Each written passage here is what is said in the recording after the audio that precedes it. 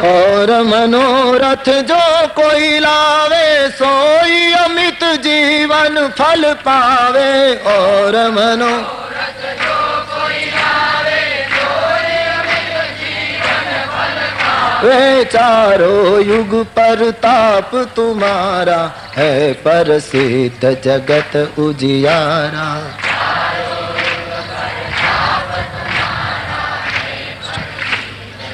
उजियारा साधु संत के तुम रखवारे असुर निकंदन राम दुलारे।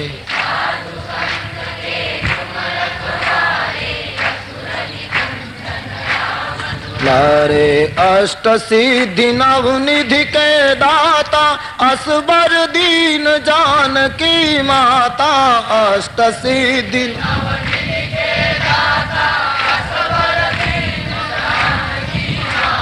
राम रसायन तुमरे पासा सदा रहो रघुपति के दासा। राम रसायन तुमरे पासा सदा रहो रघुपति के दासा। तुमरे भजन राम को पावे जन्म जन्म दुख बिसरावे। तुमरे भजन राम को पावे आवे अंत काल रघुवरपुर जाई जहाँ जन्म हरि भक्त कहाई। अंत काल रघुवरपुर जाई आई और देवता चीतन धरई हनुमंत से ही सर्व सुख करई। और देवता चीतन धरई संकट हरे मिटे सब पीरा जो सुमिरे हनुमंत बलवीरा। संकट हरे सब पीरा जो सुमिरे हनुमंत बलवीरा। जय जय जय हनुमान गोसाई कृपा करो गुरुदेव की नाई। जय जय जय हनुमान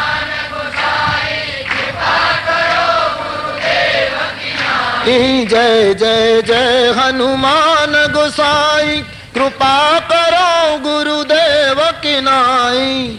जय जय जय हनुमान गोसाई कृपा करो गुरुदेव की नाई। जो शत बार पाठ कर जो छूटे बंदी महासुख होई।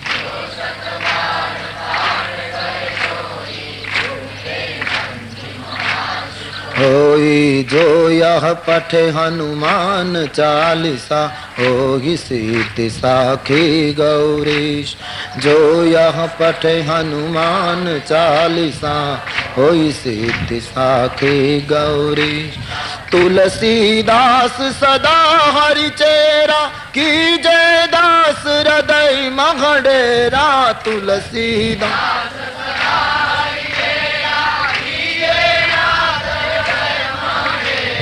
तुलसीदास सदा हरि चेरा की जय दास हृदय मघडेरा। तुलसीदास सदा हरि चेरा श्री राम जय जय राम। ओम श्री राम जय जय राम। ओम श्री राम जय जय राम। ओम श्री राम जय जय। ओम श्री राम जय जय राम। श्री राम जय जय राम।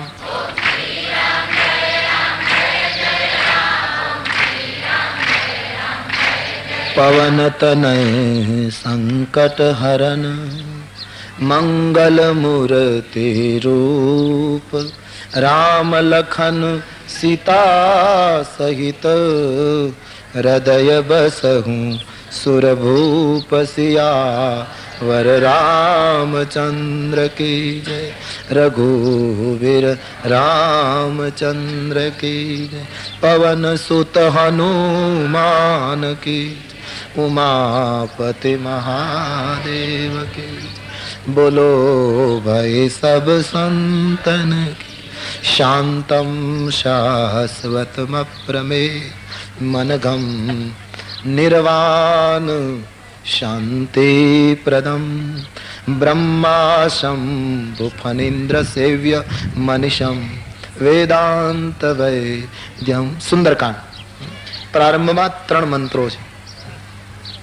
સુંદરકાંડ એક મહત્વનો કાંડ, ઉપાસનાનો કાંડ માની ગયો. એક વાક્યમાં કહેવું હોય તો એમ કહી શકાય કે સુંદરકાંડનું ચિંતન, સ્મરણ માનવીના જીવનના બધા કાંડને સુંદર બનાવી દે. પછી ગમે તે કાંડ હોય, બાળપણ હોય, યુવાની હોય, ગળપણ હોય, કોઈ બી કાંડ જીવનનો ચાલતો હોય એને સુંદર બનાવવામાં સુંદરકાંડ અતિ महत्वनो भाग भजवे છે. बड़ा सुंदर. तुलसी जी ने नाम ही बहुत सुंदर दिया है. तो शुरुआत में प्रभु ની स्तुति કરી છે. रामाख्यम जगदीश्वर सुरवर माया मनुषम हरि वंदेहम करुणा रघुवर ભૂપાલ ચૂડામણ. અને તુલસીજી અત્યાર સુધી સ્પષ્ટ રૂપમાં માંગતા નહોતા. સુંદરકાંડના પ્રારંભમાં તુલસીને अपने હાથ ફેલા દીએ. નાન્યા સ્પૃહા, કોઈ ઈચ્છા નથી. ચોખુટ પહેલી કરી કે અન્ય કોઈ ઈચ્છા નથી. તુલસી કહે નાન્યા સ્પૃહા રઘુપતે હૃદયસ્મદીયે. અને ગોસ્વામીજી કહે સત્યમ વદામી, સાવ સાચું કહું છું ભગવાન. અને જો ખોટું કહેતો હોઉં તો અખિલાંતરાત્મા. તમે તો અખિલાંતરાત્મા છો, તમે તરત જ પકડી પાડશો કે તું ક્યાંક ખોટું બોલે છે. મારી કોઈ ઈચ્છા નથી, સત્ય કહું છું મહારાજ. તમે અખિલાંતરાત્મા છો, એક જ ઈચ્છા છે ને તે ભક્તિમ પ્રયચ્છ રઘુપુંગવ. બહુ સુંદર શબ્દ હૈ રઘુપુંગવ. ભક્તિમ પ્રયચ્છ રઘુપુંગવ નિર્ભરામ में कामादि दोष रहितम कुरुमानसम. हे रघुपुंगव, અમારા જીવનને નિર્ભરામ ભક્તિ. નિર્ભર ભક્તિ એટલે અમે તને યાદ કરીએ એમ નહીં, તું અમને યાદ કર, એવી ભક્તિ પેદા. નિર્ભર વ્યક્તિની વ્યાખ્યા છે ઈશ્વરની સતત સ્મરણ કરવું, એ ભક્તિ છે. પણ નિર્ભરા ભક્તિ જ્યારે સાધકમાં આવે છે ત્યારે પ્રભુ એને યાદ કરે છે. જગ જપુ રામ, राम जपु जेही. जब भरत जी की कक्षा आ गई तब राम भरत का सुमिरन करने लगे. माला हाथ में ले ली, प्रत्येक मणके पर भरत भरत भरत. प्रति श्वास से हृदय को भर रहे थे राम जी भरत के सुमिरन से. जग जपु राम, राम जपु जेही. निर्भरा भक्ति. तो आज गोसाई जी ये भक्ति ની માંગણી કરે છે, કારણ કે હું જીવ છું મહારાજ, મારામાં તો વિક્ષેપ પડવા સંભવ છે. હું તારું ભજન કરું એ વૃત્તિ અખંડ નહીં રહી. વળી સંસારના કામ આવશે તું ભૂલી જઈશ, વળી કઈક મુશ્કેલી આવશે, વળી માનસમાં કઈક ગડબડ થશે તો તને ભૂલી જઈશ. પણ પ્રભુ મને એક વિશ્વાસ છે, તું જો મારું સ્મરણ ચાલુ રાખીશ ને તો તું કોઈ દિવસ નહીં મૂકે. इसलिए તું મારું સ્મરણ કરે, તું મને યાદ કરે. ભક્તિમ પ્રયચ્છ રઘુપુંગવ निर्भरा में कामादि दोष. बड़ी सुंदर बात कहते हैं बाबा जी. कामादि दोष रहितम कुरु मानस. અમારા માનસને કામાદિ દોષથી બિલકુલ મુક્ત કરી દે ભગવાન. અને ત્રીજા મંત્રમાં હનુમંતલાલજી की वंदना. अतुलित बलधामम हेम शैलाभदेहम दनुजवन कृशानम ज्ञानिनाम अग्रगण्यम सकल गुण निधानम वानराणाम देशम रघुपति प्रिय भक्तम वात जातम नमामि. हनुमंत जी के चरणों में बाबा जी ने सकल गुण निधान कहकर अपना सर झुका दिया. और सुंदर की पहली चौपाई जांबवंत के बचन सुहाए सुनि हनुमंत हृदय अति भाई. જામવંતના વચન સાંભળી હનુમાનજીને હૃદયમાં ખૂબ આનંદ થયો. વચનો ખૂબ ગમ્યા, શિખામણ ખૂબ ગમી. યાત્રાનો આરંભની તૈયારી છે. મિત્રોને હનુમાનજી એક સૂચના આપે છે, ભાઈઓ હું ભગવત કાર્ય કરીને પાછો આવું ને ત્યાં સુધી તમે લોકો અહીં રહેજો. થોડાક દુઃખ પડે ને તો દુઃખ સહન કરજો, મુશ્કેલી પડે તો મુશ્કેલી વેઠજો, કાચા પાકા ફળ ફૂલ મળે ને તો ખાઈને જીવન ટકાવજો, પણ અહીંથી કોઈ જતા ન રહેશો. જરા વિચાર કરીએ એવું લાગે સંતોએ બહુ સરસ નિર્ણય આપ્યો કે હનુમાનજી આ લોકોને શું કામ ત્યાં રોકે છે? હનુમાનજીને ખબર છે કે આ બધા પોતપોતાની શક્તિની જાહેરાત કરી ચૂકેલા માણસો છે. કદાચ હું લંકા જાઉં અને કોઈ મુશ્કેલી આવે અને હું સંદેશો મોકલું તો આમાંથી કોઈ મને મદદ કરી શકે એમ નથી, કારણ કે અપની અપની શક્તિ કા સબકો પતા હૈ. તો અહીંયા બિચારા હેરાન થાય, દુખી થાય, બેઠા રહે, એના કરતા હનુમાનજી એમ કહ્યું હતો કે તમે બધા રામ પાસે પહોંચી જાઓ, હવે હું કામ કરીને આવી જઈશ, ત્યાં મળશું, એમ કહી શકત હનુમાનજી.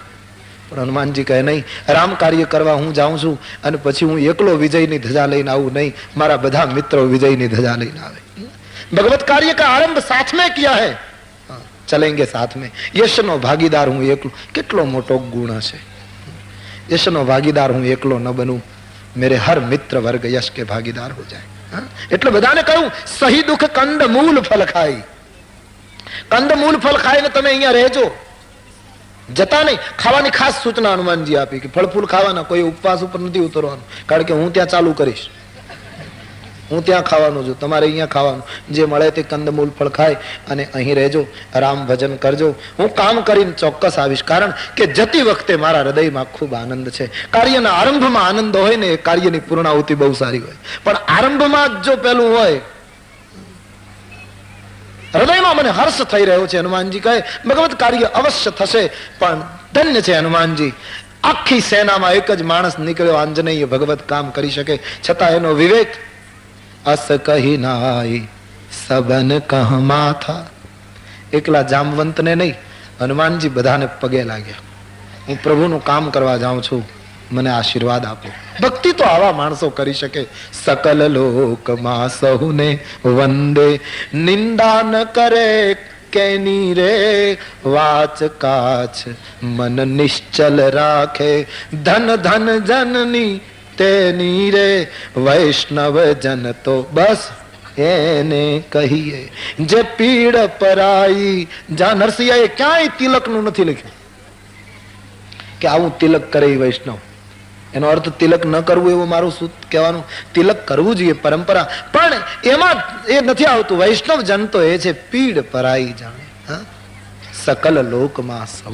હનુમંતજી सबको प्रणाम कर रहे. अस कही नाई सबन कह माथा, चले वो हरसी ધરી રઘુના.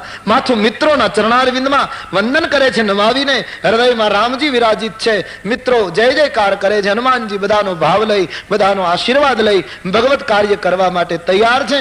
સાગરને કિનારે એક શિખર હનુમાનજીએ જોયું, ટેકરો. હનુમાનજીને થયું છલાંગ મારીને એના ઉપર ચડી જાઉં અને ત્યાંથી ઉડાન ભરવાની યોજના કરું. ફરીવાર મિત્રોની સામે જોઈ લીધું. મિત્રો જય જયકાર કરે, ભગવાન રામજીનો જય ઘોષ કરી, રામને બાર બાર યાદ કરી, છલાંગ ભરી હનુમાનજી શિખર ઉપર ઉભા રહ્યા. મિત્રો નીચે ઉભા ઉભા જય જયકાર કરે, બોલીએ હનુમાનજી મહારાજ જય ઘોષ થયો છે. સાગર ને કિનારે મિત્રો ઉપર જોઈ રહ્યા છે. હનુમાનજીએ ચારે બાજુ જોઈ લીધું. બાર બાર રઘુવીર સંભારી, વારંવાર રઘુવીર ને યાદ કરે છે. ઉડાન ભરવાની તૈયારી, કઈ રીતે જાવું? પાંખો વગર ઉડી તો શકાય નહીં. હનુમાનજીને પાંખો નહોતી, તો તરીને ગયા હોય એવો કોઈ ઉલ્લેખ નથી. આમ તો પવન પુત્ર છે એટલે વાયુ વેગે જઈ શકે, એમાં આપણે કોઈ સવાલ ઉઠાવી શકીએ નહીં, ક્યોંકि વો પવન કે પુત્ર હૈ. પણ હનુમાનજીને પોતાની શક્તિથી નથી જવું. હનુમાનજી કહે છે પોતાની શક્તિથી છલાંગ મારીશ તો સંભવ છે ક્યાંક વચ્ચે પડવું પણ ખરો. ભગવત કાર્ય તો નિમિત્ત બનાય છે, બાકી ધક્કો તો કોક બીજો મારે. એટલે વાર વાર રઘુવીરને યાદ કર્યા. માનો પૂછ રહે कैसे चलूं, कैसे उड़ान भरूं, कैसे यात्रा का आरंभ करूं. અને પછી જાણે અંદરથી જવાબ મળી ગયો હોય, તર કેવું પવન તનય બલ ભારી. હનુમાનજી મહારાજે પર્વત ઉપર જે પગ દબાવ્યો છે, જોરથી દબાવી અને તુલસીજી કહે રામનું નામ લઈને જે છલાંગ ભરી, ત્યાં તો જેહી ગીરી ચરણ દેત હનુમંતા. જે પર્વત ઉપર હનુમાનજીએ પગ દબાવ્યો, સૌ ચલી ગયા પાતાલ તુરંતા. પર્વત પાતાળમાં ભૌગોલિક પરિવર્તન થઈ ગયું અને ગયા પોતાની રીતે નહીં, પણ જીમી અમોઘ रघुपति कारबाना आता ही भांति चला हनुमान। જેમ રામના ભાથામાંથી બાણ અમુક ખેંચાય અને પરમાત્મા જાણે બાણ ફેંકતા હોય, અમુક બાણની માફક હનુમાનજી યાત્રાનો અમોઘનો એક નિયમ હતો, જ્યાં જાય ત્યાં કામ પૂરું કરીને પાછું ભાથામાં આવે. હનુમાનજીને ભગવત કાર્ય કરીને પાછું આવવાનું છે, માટે અમોઘની માફક હનુમાનજી ઉપડ્યા. અડધો દરિયો તો થોડી વારમાં લઈ લીધો. મિત્રો તો નાના એવા હનુમાનજીને જોઈ રહ્યા છે. જય ઘોષ થયો. હનુમાનજી જ્યાં આગળ ગયા ત્યાં તો જલનિધિ રઘુપતિ દૂત નિહારી, જલનિધિ રઘુપતિ દૂત કે मैं ना કહો હું શ્રમ હારી, તે मैं ना કહો હું શ્રમ. સમુદ્રએ રામના દૂતને જોયો. મારા સદભાગ્ય ભગવત ભક્ત આજ મારે આંગણે યાત્રા કરી રહ્યો છે. ઉપરથી ઉડાન ભરે છે હનુમંતજી. સમુદ્રજીને એમ થયું કે લાવ કંઈક સેવા કરું, થોડીક કંઈક અર્પણ કરું. એટલે મૈનાક નામનો પર્વત જે સાગરને તળિયે હતો, જેને ધર્મગ્રંથો કહે સોનાનો પર્વત હતો. પાંખ પેલા તો પર્વતોને પાંખો હતી ને, પુરાણકારો કહે.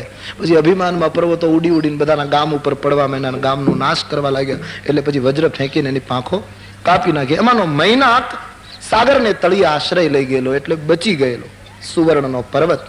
આજ મૈનાકને સમુદ્રએ કહ્યું તમે બહાર નીકળો અને રામજીને થોડી વાર આરામ આપો, હનુમાનજીને થોડી વાર વિશ્રામ આપો, ક્યોંકि ભગવત કાર્ય કરવા જઈ રહ્યા. મૈનાક બહાર આવ્યો. હનુમાનજીને મૈનાકે હાથ જોડીને કહ્યું મારુતિજી થોડી વાર આપ આરામ કરો, થોડી વાર વિશ્રામ લો. સંતો કહે છે પોતે બીજાના આશ્રય રહે છે, હનુમાનજીને આશ્રય આપવા આવ્યો છે. પોતાના આશ્રયનું હજી નક્કી નથી. કहीं छिपा हुआ आदमी है, બહાર તો નીકળી શકતો નથી. હનુમાનજીને આશ્રય આપવા બહાર આવ્યો છે. હું તમને મદદ કરીશ. પોતાના કુળની પાંખો કપાઈ ત્યારે કાંઈ મદદ ન કરી શક્યો. એ આજ ભગવત કાર્યમાં હનુમાનજીને મદદ કરવા માટે ઉપર આવ્યો. સોનાનો પર્વત ઉપર હનુમાનજીને કહ્યું ઉતરી નીચે. હનુમાનજી કહે ભાઈ રામ કાજ કિન્હે બિના મોહી કહા વિશ્રામ. રામનું કાર્ય બહુ કેટલું સરસ સૂત્ર છે. રામનું કાર્ય પૂરું ન થાય ત્યાં સુધી મૈનાક મારે આરામ ન હોઈ શકે. હું તો પ્રભુ કામ માટે નીકળ્યો છું. પણ હનુમાનજી એનો અસ્વીકાર પણ ન કર્યો, સ્પર્શ કર્યો, એમના ભાવને સ્વીકાર્યો. ભગવત કાર્ય કરવા જ્યારે હું તમે નીકળીએ છીએ, કોઈ પણ વ્યક્તિ પ્રભુની ભક્તિના દર્શન માટે નીકળે ત્યારે પહેલું સોનું આડું આવે, સોનાનો ડુંગરો ઉભો થાય. સમૃદ્ધિ એટલી આડી આવે અને એ સમૃદ્ધિ લાગણીથી એમ કહે છે થોડી વાર આરામ કરો. પણ જગતનો નિયમ છે સોનું કોઈને આરામ આપી શક્યું છે? સોનું તો વધ્યું, એનો ઉલટાનો આરામ હરામ થયો છે. જેને સોનું વધી ગયું હોય એ કઈ સૂઈ શકતા નથી. સુવર્ણ આરામ ન આપી શકે, સમર્પણ આરામ આપી શકે. સોનું કોઈને આપી, સીધી વાત. અકબર ને બિરબલ નીકળ્યા અને પેલો ફકીર બેઠો હતો, વાર્તા છે ને, तो पेड़ के नीचे वो बैठा था, न कुटिया न कुछ. तो बड़ा पहुंचा हुआ लगा अकबर को. अकबर ने કહ્યું છે તેજસ્વી માણસ, નહીં કુટિયા નહીં કઈ સાધન. તો અકબર ને આમ લાગણી થઈ. बिरबल ने કહ્યું કે बिरबल उसको पूछो थोड़ा सोना दे दो खजाने से, तो कुटिया अच्छी बना ले, थोड़ा बिस्तर की व्यवस्था कर ले, जरा चैन से सो सके. बिरबले કહ્યું હા આપણે સોનું આપીએ, બાકી પછી આરામ કરી શકે કેમ? એ તો પછી આપણે પૂછીએ તો ખબર પડે. બોલે દો તો સહી સોના. बिरबले व्यवस्था करी, फकीर ने सोनू आप्યું. 8 दिवस પછી अकबर बिरबल ने कहूं जरा हम जाए देखे, अब तो कितने आनंद से वो सोया हुआ होगा. फकीर हमने सोना दिया है. बोले हाँ देखे. गया. फकीर रड़तो तो बैठो बैठो, ઊંઘી શકતો ન. अकबरे बिरबल ने કહ્યું પૂછો कैसे हाल, हाल કેવો છે, શું સ્થિતિ છે? बिरबले જઈને પૂછ્યું बाबा કેમ છો? बोले तुम आ गए, अच्छा हुआ. કેમ કે कब से रो रहा हूं, आ गए तो एक काम करो, तुम्हारा सोना ले जाओ और मेरा सोना वापस दे जाओ, क्योंकि जब से ये सोना आया तब से ये सोना हराम हो गया. જ્યારથી તમારું સોનું આવ્યું છે ત્યાંથી મારું સુવાનું ખલાસ થઈ ગયું. જે એક વસ્તુ તો ચોક્કસ ને, જે સંપત્તિ સુવા ન દે એને સંપત્તિ કહેવાય? સામાન્ય બુદ્ધિ હોય તો એ સમજી શકાય. જે સુખ મને ને તમને નિરાંતે સુવા પણ ન દે એને સુખ સુખ કેમ કહેવાય? એ તો દુઃખ જ છે.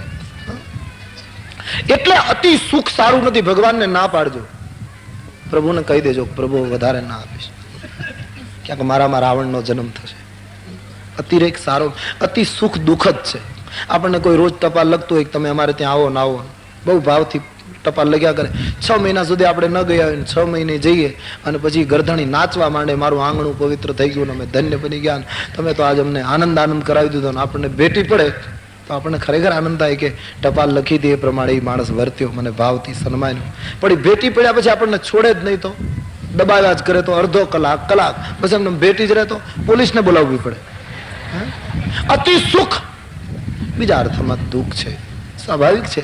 અતિરેક પછી જે પોષતું તે મારતું, એક કુદરતનો એક ક્રમ છે. તો સોનું પહેલા આડું આવે છે, પણ હનુમાનજી સોનાના અસ્વીકારમાં જરાય અહંકારી નથી દેખાયા, નહીતર ત્યાગમાં અહમ આવી જવા સંભવ. બહુ સહજતાથી એમણે એને આદર આપ્યો છે કે ભાઈ તારી વાત બરાબર, તું લાગણીથી વચ્ચે આવ્યો, મને ના નહીં, પણ પ્રભુનું મારે નથી જોતું એમ નહીં, હું સોનાથી આમ પહેલું છું એવી કોઈ વાત ન કરી, પણ પ્રભુનું કાર્ય જ્યાં સુધી ન થાય ત્યાં સુધી મને આરામ નથી. કામ થઈ ગયું તો કદાચ હનુમાનજી એમ કે હું આરામ કરત પણ ખરો, અને જરાય બીજો ભાવ ન ઉઠે એવી રીતની રજૂઆત છે. રામ કાર્ય થાય ત્યાં સુધી મને આરામ નથી. મૈનાકને સંતોષ થયો, હનુમાનજી એના આદરને આવી રીતે બિરદાવીને આગળ ગયા. ત્યાં તો જલનિધિએ જયારે આ દૂતની મોકલીને પરીક્ષા કરાવી, એમાંથી હનુમાનજી આગળ. હવે તુલસીએ લખ્યું, જાત પવન સૂત દેવન દેખા, જાત પવન સૂત. દેવતાઓએ જોયું હનુમાનજી જઈ રહ્યા છે, અને હનુમાનજીની બળ બુદ્ધિનો પ્રયોગ ખાતરી કરવાની દેવતાઓની ઈચ્છા થઈ. સુરસા નામ અહિનકી માતા, સુરસા નામની સર્પની માતાને દેવતાઓએ કહ્યું, હનુમાનજીમાં બુદ્ધિ, કૌશલ્ય અને બળ કેટલું છે એ જોવા માટે તમે જાઓ. હનુમાનજીના સુરસાને પાંખો હતી, શક્તિશાળી હતી, ઉડતી આવી હનુમાનજીની સામે. હનુમાનજીને જોઈને કહેવા લાગી, આજ સુરન મોહિદ્દીન આહારા, આજ દેવતાઓએ મને આહાર આપ્યો છે, હું તને ખાઈ જઈશ. હનુમાનજીએ વચન સાંભળીને પવન કુમાર બોલ્યા કે માતાજી તમારે મને ખાઈ જવું હોય તો ના નથી, મારું ભક્ષણ કરવાથી તમારું પેટ ભરાતું હોય તો એના જેવું મારું સદભાગ્ય કયું, હું તમારા કામમાં આવું, પણ રામ કાજ કરી ફિરી મેં આવો, સીતા કઈ સુધી પ્રભુ હી સુનાવું. રામનું કાર્ય પહેલા કરી આવું, માં જાનકીને સમાચાર આપી આવું, સીતાજીના સમાચાર રામજીને આપી આવું, અને ભગવત કાર્ય પૂરું થાય પછી તબ બદન પૈઠી હો, પછી તારા મુખમાં આવી જાય, સત્ય કહો મોહી જાન દે માહી, માં મને જવા દે, અત્યારે તું મને ખાવાની વાત ન કર. હનુમાનજી કહે પહેલા હું ભક્તિને પ્રાપ્ત કરી લઉં, પ્રભુને સંદેશ આપી દઉં, ભગવત કાર્ય પૂરું કરી દઉં, પછી તું મને ખાઈ જજે, પછી મને મારા શરીરની ચિંતા નથી, પણ પ્રભુ કાર્ય કરવાનું જ્યાં સુધી બાકી છે ત્યાં સુધી તું મારો માર્ગ ન અટકાવ. સુરસાએ કહ્યું કે હું તો સર્પીણી છું, મારા ઈંડા નહીં ખાઈ જાઉં, મારા બચ્ચાને ખાઈ જાઉં, ભૂખ લાગે ત્યારે હું તને છોડું, અને વાનરનો શું ભરોસો આવે કે ના આવે, મારે તો અત્યારે જ ભૂખ લાગી. હનુમાનજીએ ઘણી વિનંતી કરી, ન માની. ત્યારે હનુમાનજી કહ્યું તો પછી હવે મને ખાઈ શકો છો, આપ આપની રીતે મને ગળી લો. અને સુરસા હનુમાનજીને ગળવા માટે કહેશું, જો જાન ભારી તેગી બદન પસારા, ચાતો કપિતનુ કીન દુગુન વિસ્તાર. 1 યોજનમાં મુખ પહોળું કર્યું સુરસાએ હનુમાનજીને ગળી જવા માટે, અને જ્યાં 1 યોજન એટલે 4 ગાઉમાં મુખ પહોળું થયું. હનુમાનજી રામનું નામ લઈને 8 ગાઉમાં શરીર વધાર્યું, દુગુન. સુરસાને થયું કે આ કઈ સામાન્ય વ્યક્તિ નથી, એટલે 16 યોજન મુખ તે થયું, 16 યોજન 64 ગાઉમાં મુખ પહોળું કર્યું, તો તુરત પવન સુત 32 ભયું. હનુમાનજી 32 યોજન 128 ગાવ. જસ સુરસા બદન બડા, જેમ જેમ સુરસાએ મુખ પહોળું કર્યું હનુમાનજી દુગુન થતા જ ગયા. સુરસાને થયું કે ખરેખર શક્તિ છે ને, તેથી શત જોજન તે આનંદ કીના, 400 ગાવમાં મુખ પહોળું, આખો દરિયો ઢાંકી દીધો, કારણ કે દરિયો 400 ગાવનો હતો. સુરસા છવાઈ ગઈ દરિયા ઉપર, પાણી ક્યાંય દેખાતું નથી. હનુમાનજી કહે પ્રભુની કૃપાથી 800 ગાવનો હું થઈ શકું, પણ 800 ગાવનો થાવ એટલે એટલી જગ્યા તો જોઈએ ઉભા રહેવા માટે. 800 ગાવનો થઈશ તો 1 પગ આમનમ રામ પાસે જશે ને 1 પગ આમનમ લંકામાં મૂકવો પડશે, કારણ કે જગ્યા તો જોઈએ. અને લંકાવાળા વિચાર કરશે કે આ સીધો પગ કોનો આવ્યો, એટલું જગ્યા જોઈએ ને. અને હનુમાનજીનો વિચાર બહુ સુંદર. હનુમાનજીને થયું કે હું કદાચ 800 ગાવનો થાઉં તો આ કદાચ વધારે પાછી વધશે, તો મારે વળી, હું કઈ હરીફાઈ કરવા નથી નીકળ્યો, હું તો પ્રભુનું કામ કરવા નીકળ્યો છું. મારે કોઈની સાથે રસ્તામાં હરીફાઈ નથી કરવાની કે આના કરતા હું આગળ વધી જાઉં, આના કરતા આને દેખાડું. મારે તો કોઈ પણ હિસાબે નાના બનીને કે મોટા બનીને મારે તો ભક્તિ સુધી પહોંચવું છે. અને તેથી સ્પર્ધામાં સમય વિતાવું એના કરતા એને ખુશી થતી હોય તો અતિ લઘુ રૂપ પવન સુતલીના, એકદમ નાના એવા હનુમાનજી. નહીતર મોટા બન્યા પછી નાનું બનવું બહુ કઠિન લાગે. નાનું એવું રૂપ લઈ સુરસાના મુખમાં પ્રવેશ કરી ગયા. સુરસાના મુખમાં ચક્કર મારી ધીમે રહીને બહાર આવ્યા અને કહ્યું, માતાજી તમે મને ખાઈ લીધો કહેવાય. હવે જાઉં. હનુમાનજીનું બુદ્ધિ કૌશલ્ય જોઈ સુરસા પ્રસન્ન બની ગઈ. મને દેવતાઓએ જે માટે મોકલી હતી એ હું પામી ગઈ.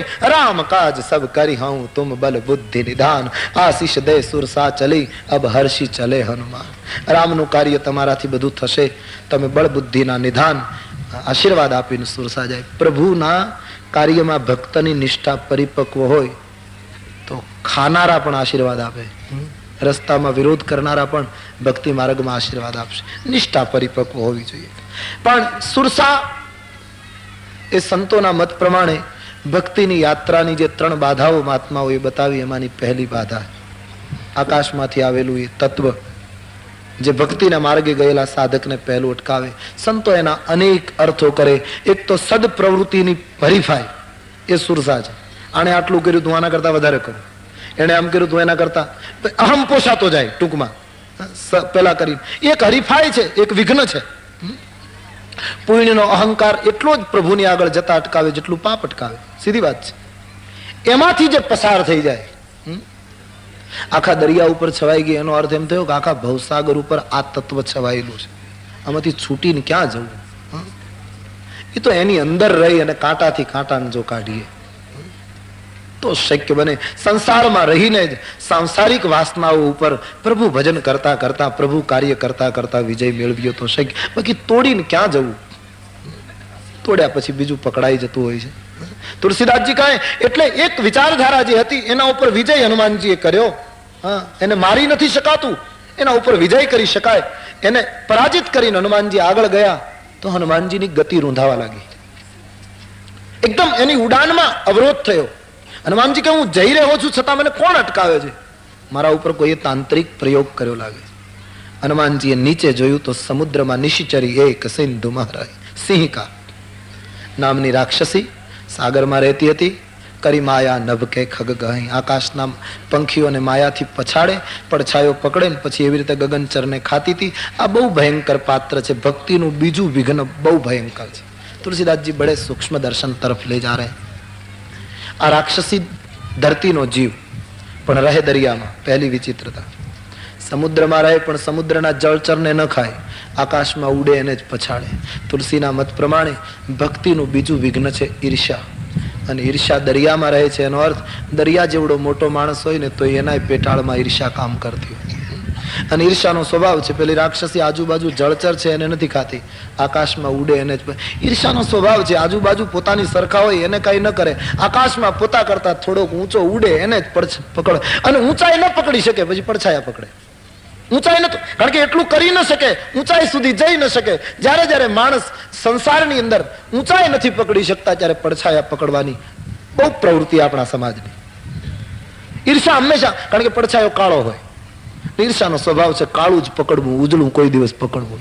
ઈર્ષા પડછાયો હંમેશા કાળો હોય. પણ અહીંયા એની ભૂલ થઈ છે. આ કાળો પડછાયો હનુમાનજીનું કોઈ કલંક નથી, એ તો એના રામની શામતા છે, જેના રોમ રોમમાં રામજી બેઠા છે. ઈર્ષા હંમેશા આપણે જયારે ઊંચે, પછી આર્થિક ક્ષેત્રે, આધ્યાત્મિક ક્ષેત્રે, લૌકિક ક્ષેત્રે, સામાજિક ક્ષેત્રે, કોઈ પણ ક્ષેત્રમાં જયારે જીવ ઊંચો ઉડે છે ત્યારે ઈર્ષા એના પડછાયા પકડવાની કોશિશ કરે છે. હનુમંતજી બિલકુલ સાવધાન, એકદમ ગુરમી ખાઈને આવે છે. મુષ્ટિકાનો પ્રહાર કરી એમણે સિંહિકાને મારી નાખી. ભક્તિ કરવી હોય તો તુલસી કહે ઈર્ષા બિલકુલ નિર્મૂલ થવી જોઈએ. ઈર્ષા તો સદંતર નાશ પામવી જોઈએ. અને ઈર્ષા જયારે ખલાસ થાય પછી દરિયો ઓળંગતા વાર નથી લાગતી. બારીથી લાંઘી ગયું મતી ધીરા, પછી તુરત જ કિનારો. ઈર્ષા મરી એટલે પછી તકલીફ જ નથી, તુરંત કિનારે. હનુમાનજી સાગરને કિનારે, સુંદર વનરાય શોભે છે, ભમરાઓ ગુંજે છે. લંકાનું દ્રશ્ય જોવા માટે શિખર ઉપર હનુમાનજી ચડી અને લંકાને જોવા લાગે. કનક કોટ ખચિત્ર મણિકૃત સુંદરા યતના ઘના ચૌહટા. ચારે બાજુ સોનાનો કિલ્લો જોયો. હનુમાનજીએ વિચાર્યું રાવણ બુદ્ધિમાન છે, કારણ કે બધા કિલ્લા તોડી શકાય, સોનાનો કિલ્લો ન તોડી શકાય. અને તેથી સોનાના કિલ્લામાં એને લંકા રાખી. હનુમાનજી જોવે છે લંકાનો વૈભવ. બન બાગ યુપ બન બાટિકા સરકૂપ વાપી સોગી નરનાગ સુર ગંધર્વ કન્યા રૂપ મુનિ મન મોહ ભાગી બનબાગ ઉપવન વાટિકા જુએ છે. નગરની અંદર નર નાગ ગંધર્વોની કન્યાઓ મુનિઓને મોહિત કરે એવી ફરી રહી છે. કોઈ જગ્યાએ મલ્લયુદ્ધ થાય, કોઈ જગ્યાએ અભક્ષ્ય ભક્ષણ થાય, કોઈ જગ્યાએ શરાબ પીવાય છે. અનેક પ્રકારનું ચિત્ર વિચિત્ર રૂપો બધા જોયા, અનેક પ્રકારના ભયંકર વાતાવરણ જોઈ હનુમાનજી મહારાજ આંખો બંધ કરી ગયા. બહુ જોવા જેવું દ્રશ્ય નહોતું. ચારે બાજુ લંકાની ચારે બાજુ પુષ્કળ ચોકી પહેરો હતો, સંરક્ષણ પહેરો હતો. હનુમાનજીએ વિચાર કર્યો કે આ લંકામાં પ્રવેશ કરવો જરા કઠિન છે. પૂર રખવારે દેખી બહુ, ચારે બાજુ પુષ્કળ સૈનિકોને જોઈને કપી મન કિન્હ વિચાર, હનુમાનજી વિચાર કરવા લાગ્યા. તુલસીદાસજી આ શબ્દો લખ્યા છે, પૂર રખવારે દેખી બહુ કપી મન કિન્હ વિચાર. ચારે બાજુ સૈનિકોને સંરક્ષણ કરતા જોઈ હનુમાનજી શિખર ઉપર એકલા એકલા વિચાર કરવા લાગ્યા. મર્યાદા એમ કહે છે કે જ્યારે કોઈ માણસ એકલો ઊભો ઊભો યા તો બેઠો બેઠો વિચાર કરતો હોય ત્યારે એના વિચારમાં અવરોધ કરવો એ મર્યાદાનું ઉલ્લંઘન છે. हनुमान जी को हम कहें कि बाबा 3 बजे तक आप विचार करते रहिए, 3 बजे के बाद आपको जो करना हो आगे करिए. इसलिए 3 बजे तक बाबा जी भले ही विचार करते रहें. 3 बजे फिर मिलेंगे. प्यार से बोलिए बोलो रामचंद्र भगवान की, श्री बाल कृष्ण लाल की, सदगुरु देव की. ओम नमः पार्वती पते हर भगवान की, श्री बाल कृष्ण लाल की, सदगुरु देव की. ओ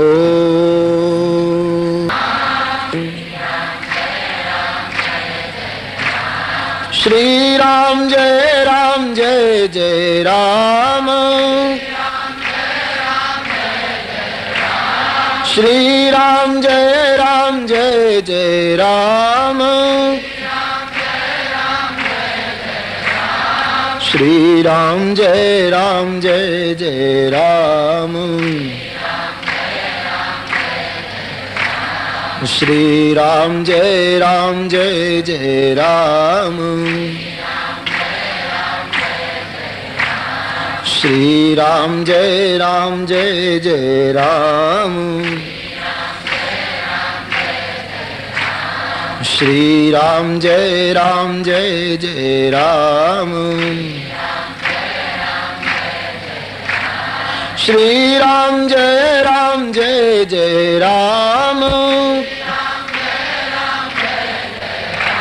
श्री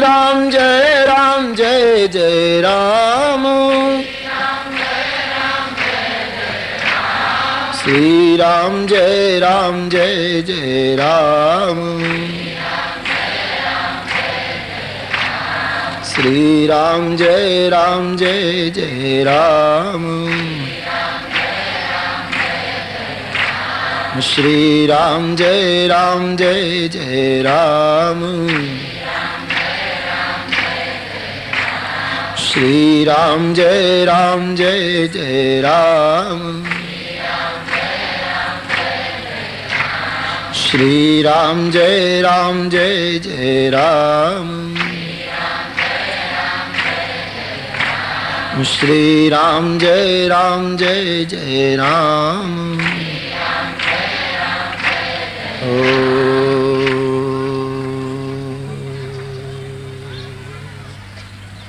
राम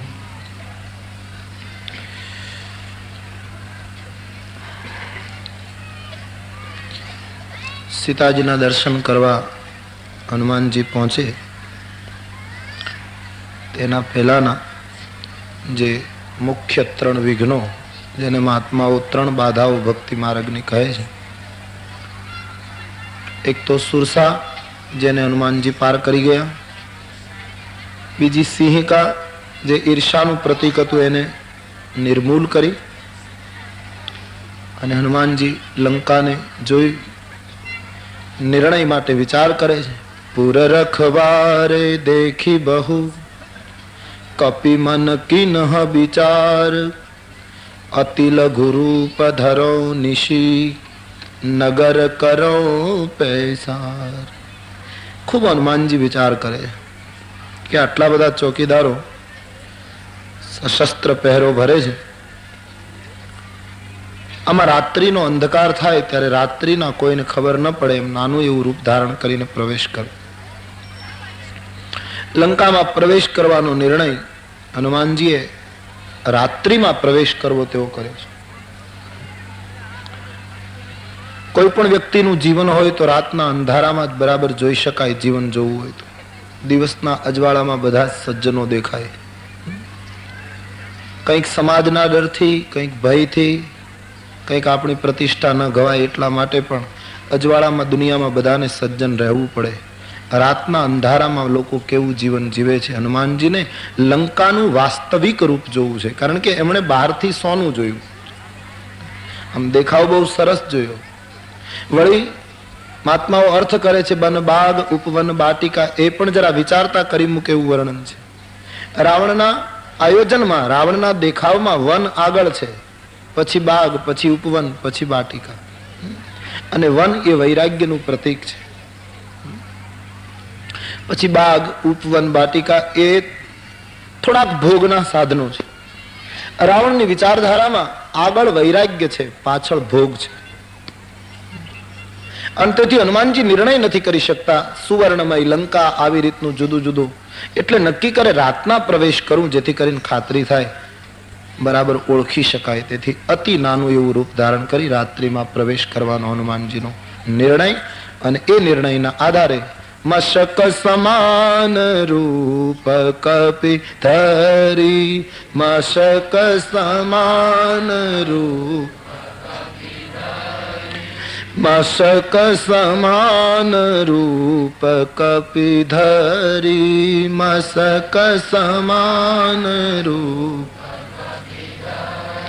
લંકા ચલે સુમિરે નરહરી, લંકા ચલે સુમિરે નરહરી, લંકા ચલે સુમિરે નરહરી.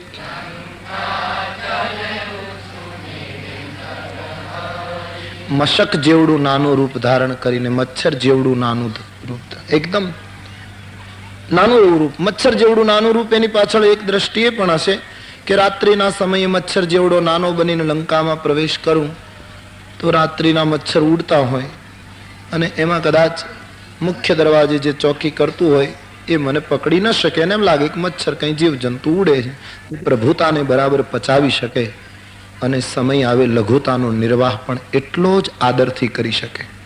પ્રભુતા અને લઘુતા એ બંનેને જે સહી ઢંગ છે અપનાવી શકે એ માણસ ભક્તિ સુધી પહોંચી શકે. એકદમ નાનું એવું રૂપ લઈને પ્રવેશ કરવાની તૈયારી. લોકો સવાલ કરે છે આટલું નાનું રૂપ ધારણ કર્યું હોય તો મુદ્રિકા ક્યાં રાખી હશે? પણ એ પ્રશ્ન કોઈ પ્રશ્ન કરવા જેવો પ્રશ્ન નથી. કારણ કે જેની પાસે સિદ્ધિઓનું બળ હોય એ માણસ પોતાના શરીરને મોટું કરે ત્યારે શરીર ઉપર રહેલા આભૂષણો એના પ્રમાણમાં મોટા થઈ જતા હશે અને શરીરને નાનું બનાવે ત્યારે એના પ્રમાણમાં આભૂષણો નાના બનતા હશે.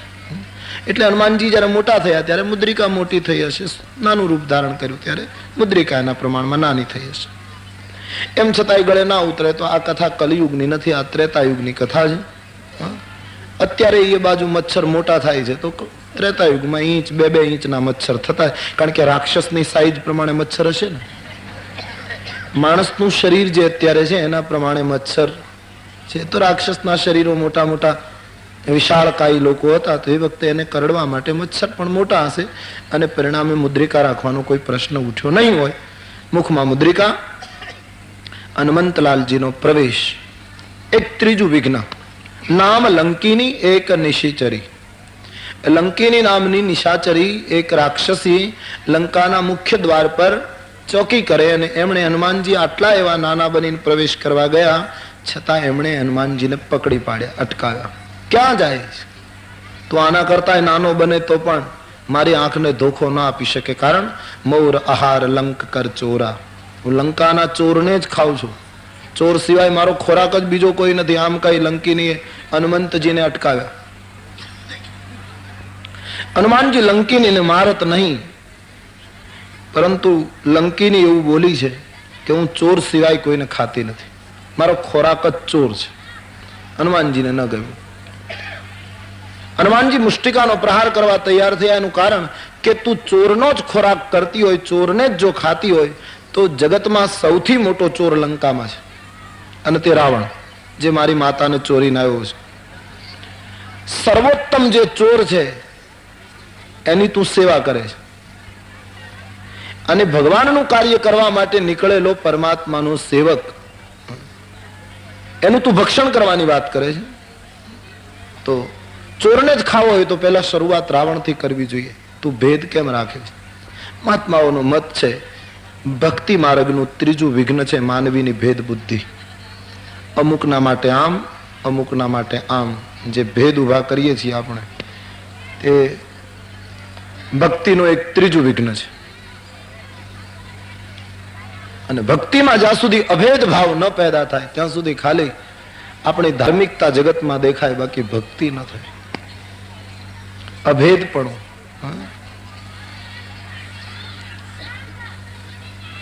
તો હનુમાનજી એની ભેદ બુદ્ધિનો નાશ કરવા માટે તુલસીદાસજી કહે મુષ્ટિકા એક તાહી કપિયની, લંકિનીના મસ્તક ઉપર હનુમાનજીએ મુષ્ટિકાનો પ્રહાર કર્યો. કારણ કે બુદ્ધિ મસ્તકમાં હોય અને ભેદ બુદ્ધિનો નાશ કરવા માટે હનુમાનજીનો પ્રહાર મસ્તક ઉપર છે. જેવો મસ્તક ઉપર પ્રહાર થયો, રુધિર બમત ધરની ધનમની, બાબાજી કહે મુખમાંથી રક્તનો કોગળો નીકળી ગયો, ધરતી ઉપર ઢળી પડી. માની હનુમાનજીના પ્રહારથી એની ભેદ બુદ્ધિ તૂટી, રક્ત નીકળી ગયું એટલે વિરક્ત થઈ ગઈ, વિકારો વહી ગયા. હનુમાનજીના પ્રહારથી, એક સાચા સત્સંગીના મુક્કાના પ્રહારથી ભેદ બુદ્ધિનો જોડી વિનયથી હનુમાનજીને પૂછવા લાગી, આપ રામજીના દૂત છો? બોલે કેમ ખબર પડી ગઈ?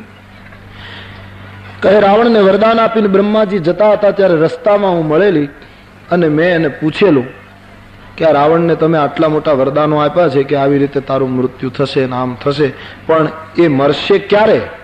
એના માટે કોઈ સમયનો અંદાજ ખરો? વાનર અને મનુષ્યના હાથે મરશે એવું તમે કહ્યું, પણ એના માટે કઈ આમ સમય?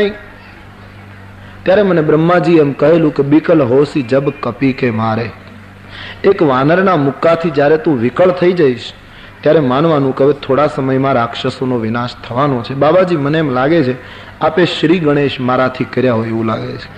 હવે રાક્ષસોના વિનાશનો પ્રારંભ થતો એમ લાગે છે. મારા સદભાગ્ય આપ જેવા સંતના મને દર્શન થયા. લંકીની બહુ સરસ બોલી છે, तात मोरयति पुण्य बहुता, तात मोरयति पुण्य,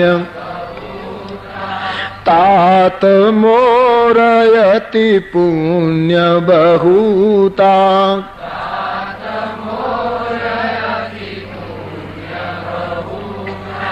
देखे नयन राम कर दूता, देखे नयन राम कर. મારા ખૂબ જ પુણ્ય લાગે છે કે મેં નેત્રથી રામ ભક્તના દર્શન કર્યા. હું ધન્ય બની ગઈ મહારાજ. મને સત્સંગનો મહિમા સમજાયો. તુલસીજીએ સત્સંગનો મહિમા ગાયો. તાત સ્વર્ગ અપવર્ગ સુખ ધરીય તુલા એક અંગ, તુલય ન તાહી સકલ મિલી જો સુખ લવ સત્સંગ. એક પલ્લામાં સ્વર્ગનું મોક્ષનું સુખ મૂકીએ, એક પલ્લામાં થોડો સાચા સંતના સામીપ્યનું સુખ મૂકીએ. મહાત્માજી કહે પહેલા સુખ, આની આગળ કશું નહીં. જગતનું સર્વોત્તમ સુખ છે સંત સંગ. તાત મિલે પુની માત મિલે, સુત ભ્રાત મિલે જુબતી સુખદાયી, રાજ મિલે ગજવાજ મિલે સબ સાજ મિલે, મન વાંછિત પાઈ, लोक मिले परलोक मिले विधिलोक मिले, वैकुंठ में जाई सुंदर और मिले सब ही, लेकिन सुख संत समागम दुर्लभ भाई. मारा सद्भाग्य आप जेवा संतना दर्शन थया. लंकीनी જે એક ત્રીજો અવરોધ હતો એ પણ હટી ગયો અને હનુમાનજી મહારાજ નાનું એવું રૂપ ધારણ કરી લંકામાં પ્રવેશ કરી ચૂક્યા. હવે તુલસીદાસજીએ લખ્યું છે કે રાત્રિના સમયે હનુમાનજી તલાશ કરે છે લંકામાં, ત્યારે મંદિર મંદિર પ્રતિ કરી શોધા. એક એક મંદિરમાં હનુમાનજી સીતાજીની તલાશ કરે છે. સીતાજીની તલાશમાં હનુમાનજીને બધા મકાનો મંદિર જેવા દેખાયા, એ એની દ્રષ્ટિને અનુરૂપ ગણાય. નહીતર તો લંકામાં બધા મંદિર જ દેખાયા હનુમાનજી. જ્યાં વૈભવ હતા, જ્યાં ભોગ ભોગવાતા હતા, શરાબ પીવાતી હતી, જ્યાં જોઈએ ત્યાં મંદિર જ લાગે છે. કદાચ હનુમાનજી મકાનમાં પ્રવેશ કરે ત્યારે એના મનમાં એવો ભાવ હશે કે અહીંયા મારી માં હશે, અહીંયા માતાજીના દર્શન થશે, આ મકાનમાં મુલાકાત થશે. એટલે જે મકાનમાં માતાનો ભાવ જાગ્યો હશે એ મકાન એને મંદિર જેવું લાગ્યું છે. અથવા તો હનુમાનજીને દરેક વસ્તુ મંદિર જ દેખાતી હોય એ એની દ્રષ્ટિને અનુરૂપ, અથવા તો આ રાવણની વિચારધારાને અનુરૂપ પણ છે. રાવણે મકાનો જેવા બધા બનાવેલા લંકામાં કે બહારથી મંદિર જેવા લાગે અને અંદર જાવ તો ભોગ ભોગવાતા. મૃગછાલ નહીં એને ગાદી ગમે, બહારથી કંઈક બીજું અને અંદર કંઈક બીજું. આ રાવણની વિચારધારાને જેટલા મકાનો હનુમાનજીએ જોયા એ બધા મંદિર જેવા લાગ્યા છે. એક જ મકાન એવું જોયું કે જ્યાં મંદિર પણ જુદું અને ઘર પણ જુદું. બાકી હરેક મંદિર ભોગ ભવન હતા અંદરથી, બહાર से बिल्कुल મંદિર ધ્વજ ફરક રહે. અને અંદર જુએ તો રાક્ષસવાજીના દર્શન ક્યાંય થયા નહીં. ભોગ ભુવનોમાં હનુમાનજીએ જોયું કે આમાં મારી માતાજી હોઈ શકે નહીં. ભક્તિને અનુરૂપ આ વાતાવરણ એને લાગ્યું નહીં. ફરતા ફરતા ભવન કપુની દીખ સુહાવા અને હરિ મંદિર તહ ભિન્ન બનાવા. એક મકાન હનુમાનજીએ જોયું, બાકી બધા બહારથી મંદિરો, અંદરથી ભોગ. પણ હનુમાનજીએ એક મકાન એવું જોયું કે જ્યાં ભગવાનનું મંદિર જુદું હતું. ભોગ ભી બિલગ और પ્રભુ की પૂજા ભી બિલગ. અને એ ભક્તનું લક્ષણ, એટલી પવિત્રતા એને સાચવી છે. આમે વિભીષણ પણ સૂતેલો જ માણસ છે, થોડીક કક્ષા એની પણ એટલી બધી તો ઊંચી નથી, પણ એ સમજદાર છે. એમણે મંદિર જુદું રાખ્યું છે. હરિ મંદિર તહ ભિન્ન. વિષ્ણુ હરિનું મંદિર જોયું, નારાયણનું મંદિર જોયું, પ્રભુનું. હનુમાનજીને બહુ નવાઈ લાગી કે લંકામાં મંદિર હોય તો શંકરનું હોવું જોઈએ, વિષ્ણુનું ન હોવું જોઈએ. કારણ કે રાવણ શિવ ઉપાસક છે, રાક્ષસો શંકરજીની ઉપાસના કરતા હતા. અને તેથી લંકામાં શંકરજીનું મંદિર હોય તે બુદ્ધિગમ્ય લાગે. હરિ મંદિર જરા આંચકો આપે એવું હતું, કારણ કે રાવણ હરિનો તો વિરોધી છે. છતાં હરિમંદિર જોઈને હનુમાનજીને બહુ નવાઈ લાગી. રાવણ બહુ બુદ્ધિમાન હતો, એને હિરણ્યકશિપુના કાળમાં જે ભૂલ કરી એ રાવણ બનીને સુધારી લીધી. અકલમંદ તો હતો જ, એમાં બે મત નહીં. હિરણ્યકશિપુ જયારે રાવણ હતો પહેલા યુગમાં, ત્યારે પ્રહલાદને હરિનું સ્મરણ કરવામાં એમણે એટલો અવરોધ કર્યો, એટલો ત્રાસ આપ્યો પ્રભુનું ભજન કરવામાં પોતાના પુત્રને, તો એ પુત્ર જલ્દી પ્રભુને પામી ગયો. એ જ હિરણ્યકશિપુ રાવણ બન્યા પછી એને વિચાર થયો કે ભક્તિના માર્ગમાં સાધકને જો અવરોધ આપીએ તો એની ભક્તિ એટલી ઉગ્ર બને છે કે પ્રભુને જલ્દી પામે છે. એના કરતા ભક્તિ માર્ગમાં સાધકને સુવિધા આપી દઈએ તો એનો અહમ પોષાયા કરે ને એટલો ભગવાન પાસે મોડો પહોંચે. તેથી હિરણ્યકશિપુના કાળમાં કરેલી ભૂલ રાવણે સુધારી. વિભીષણને બધી સુવિધા આપી, તને મંદિર રાખવાની છૂટ, પૂજા કરવાની છૂટ, સવાર સાંજ આરતી કરવાની છૂટ, તને જરાય તકલીફ નહીં આપું, અને રામાયુદ્ધ અંકિત ગૃહ બધું કરવાની તને છૂટ. અને પરિણામ એ આવ્યું કે વિભીષણ રાવણનો સતત આભારવશ રહ્યો કે મારો ભાઈ બીજાને ત્રાસ આપે છે, મારી ભક્તિમાં તો કઈ બાધા ડાલતો નથી, મને તો આરતી કરવા દે છે, મને તો પૂજા કરવા દે છે. અને તેથી પરિણામે વિભીષણ સતત દબાયેલો રહ્યો. એની ભક્તિ બળવો ન કરી શકી, એની ભક્તિ ક્રાંતિ ન કરી શકી, દબાયેલી રહી, સૂતેલી રહી. હનુમાનજી મહારાજ સીતાજીની તલાશ કરવા આવ્યા છે, સાથોસાથ એક સાચા પ્રભુની પાસે પહોંચી શકે એવા ભક્તની ભક્તિને બેઠી કરવા આવ્યા છે, જાગૃત કરવા આવ્યા છે. હનુમાનજીને થયું કે કમાલ છે, હરિ મંદિર છે, રામાયુધ ચિત્રેલા છે, ધનુષ્યબાણના ચિત્રો દોર્યા છે, તુલસીના વૃંદ પણ છે આંગણામાં. હનુમાનજીને થયું કોઈ વૈષ્ણવનું ઘર લાગે છે. અને લંકામાં વૈષ્ણવ ક્યાંથી? લંકા નિશિચર નિકર નિવાસા, લંકા નિશિચર નિકર નિવાસા, લંકા નિશિચર નિકર નિવાસા, લંકા નિશિચર यहाँ कहाँ सज्जन कर बासा, यहाँ कहाँ सज्जन मन मह तरक करण कपिलागा, मन मह तर्क कर ताहि समय विभीषण जागा, ताही समय विभीषण राम राम तेहि सुमिरन कीन्हारा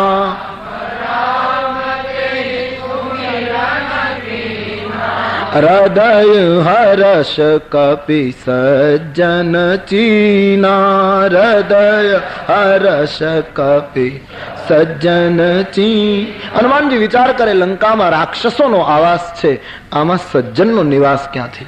એ તો તુલસીની દ્રષ્ટિ છે. હા, ગમે તેટલા દુર્જનો નિવાસ હોય પણ તુલસી કહે જાગૃત પ્રગટ અપ્રગટ પણ કોઈ સંત અંદર હોય જ. હર લંકા મેં વિભીષણ હોતા અર્થમાં જીવ જાગે છે, નહીતર તો ભક્તિ સૂતેલી છે. હનુમાનજીનો પ્રવેશ અને વિભીષણની જાગૃતિ એ બિલકુલ એક સમયસરનું. સંત પુરુષનું આગમન જીવનમાં થાય પછી જીવ જાગતો હોય છે, ને જીવ જાગે પછી તુલસી કહે ને બીજું બોલવાનું ન હોય, પછી તો રામ રામ જ બોલવાનું હોય. તેથી જાગતા વિભીષણે રામ રામનું સ્મરણ કર્યું અને હનુમાનજી મહારાજ ઓળખી ગયા કે છે સજ્જન, આની સાથે મારે પરાણે મિત્રતા બાંધવી છે, કારણ કે સાધુ તે હોય ન કારજ હાનિ. સાધુની સાથે દોસ્તી બાંધવામાં કોઈ દી કાર્યમાં વિઘ્ન ના આવે એ ન્યાય હનુમાનજી મહારાજે નિર્ણય કરી લીધો. ગમે તે હોય આની સાથે મારે દોસ્તી કરવી છે. બ્રાહ્મણના રૂપમાં હનુમાનજી પ્રતીક્ષા કરે છે, હમણાં એ બહાર આવે એટલે જો. અને વિભીષણ બહાર આવે છે. આંગણામાં એક ભૂદેવના રૂપમાં કોઈ વ્યક્તિને જોતા વિભીષણજી દોડ્યા. કો તુમ રામ દીન અનુરાગી, આપ કોણ છો મહારાજ? પરમાત્માએ પોતાના ભક્ત સંપ્રદાયમાંથી તો કોઈને મારું કલ્યાણ કરવા નથી મોકલ્યો. કેટલાય વખતથી રામ રામ જપું છું, મને ધન્ય બનાવવા કોઈ સંત તો આપ નથી પધાર. આપ કોણ છે મહારાજ? હનુમાનજીને વિભીષણજી પ્રશ્ન પૂછે છે. જ્યારે વિભીષણના પ્રશ્નો ઉપરથી એનો ભાવ, એના હૃદયના વિચારો હનુમાનજી જાણી ગયા ત્યારે હનુમાનજીને થયું હવે આની આગળ પડદો રાખવાની જરૂર નથી. પણ હનુમાનજી પોતાનો પરિચય આપતા પહેલા તબ હનુમંત કહી સબ રામ કથા.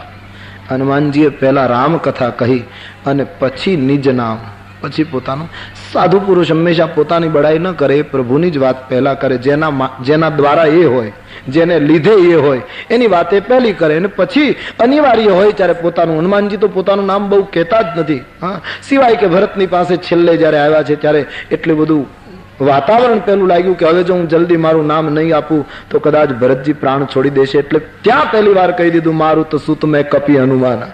બાકી તો પહેલા રામકથા જ કહે, પછી જ અનિવાર્ય હોય તો નામ આપે. તેથી પાછળથી પોતાનું નામ આપ્યું અને સાંભળતા જ વિભીષણજી હનુમાનજીને ભેટી પડ્યા છે. બે સાધુ પુરુષ, બે ભક્ત ભેગા થયા છે, પ્રભુનું સ્મરણ કરતા બંને મગન બન્યા. વિભીષણજીને અતિ આનંદ થયો. વિભીષણજીએ બધી વાત સાંભળી. હનુમાનજી ખૂબ વિવેક દ્વારા પૂછે છે.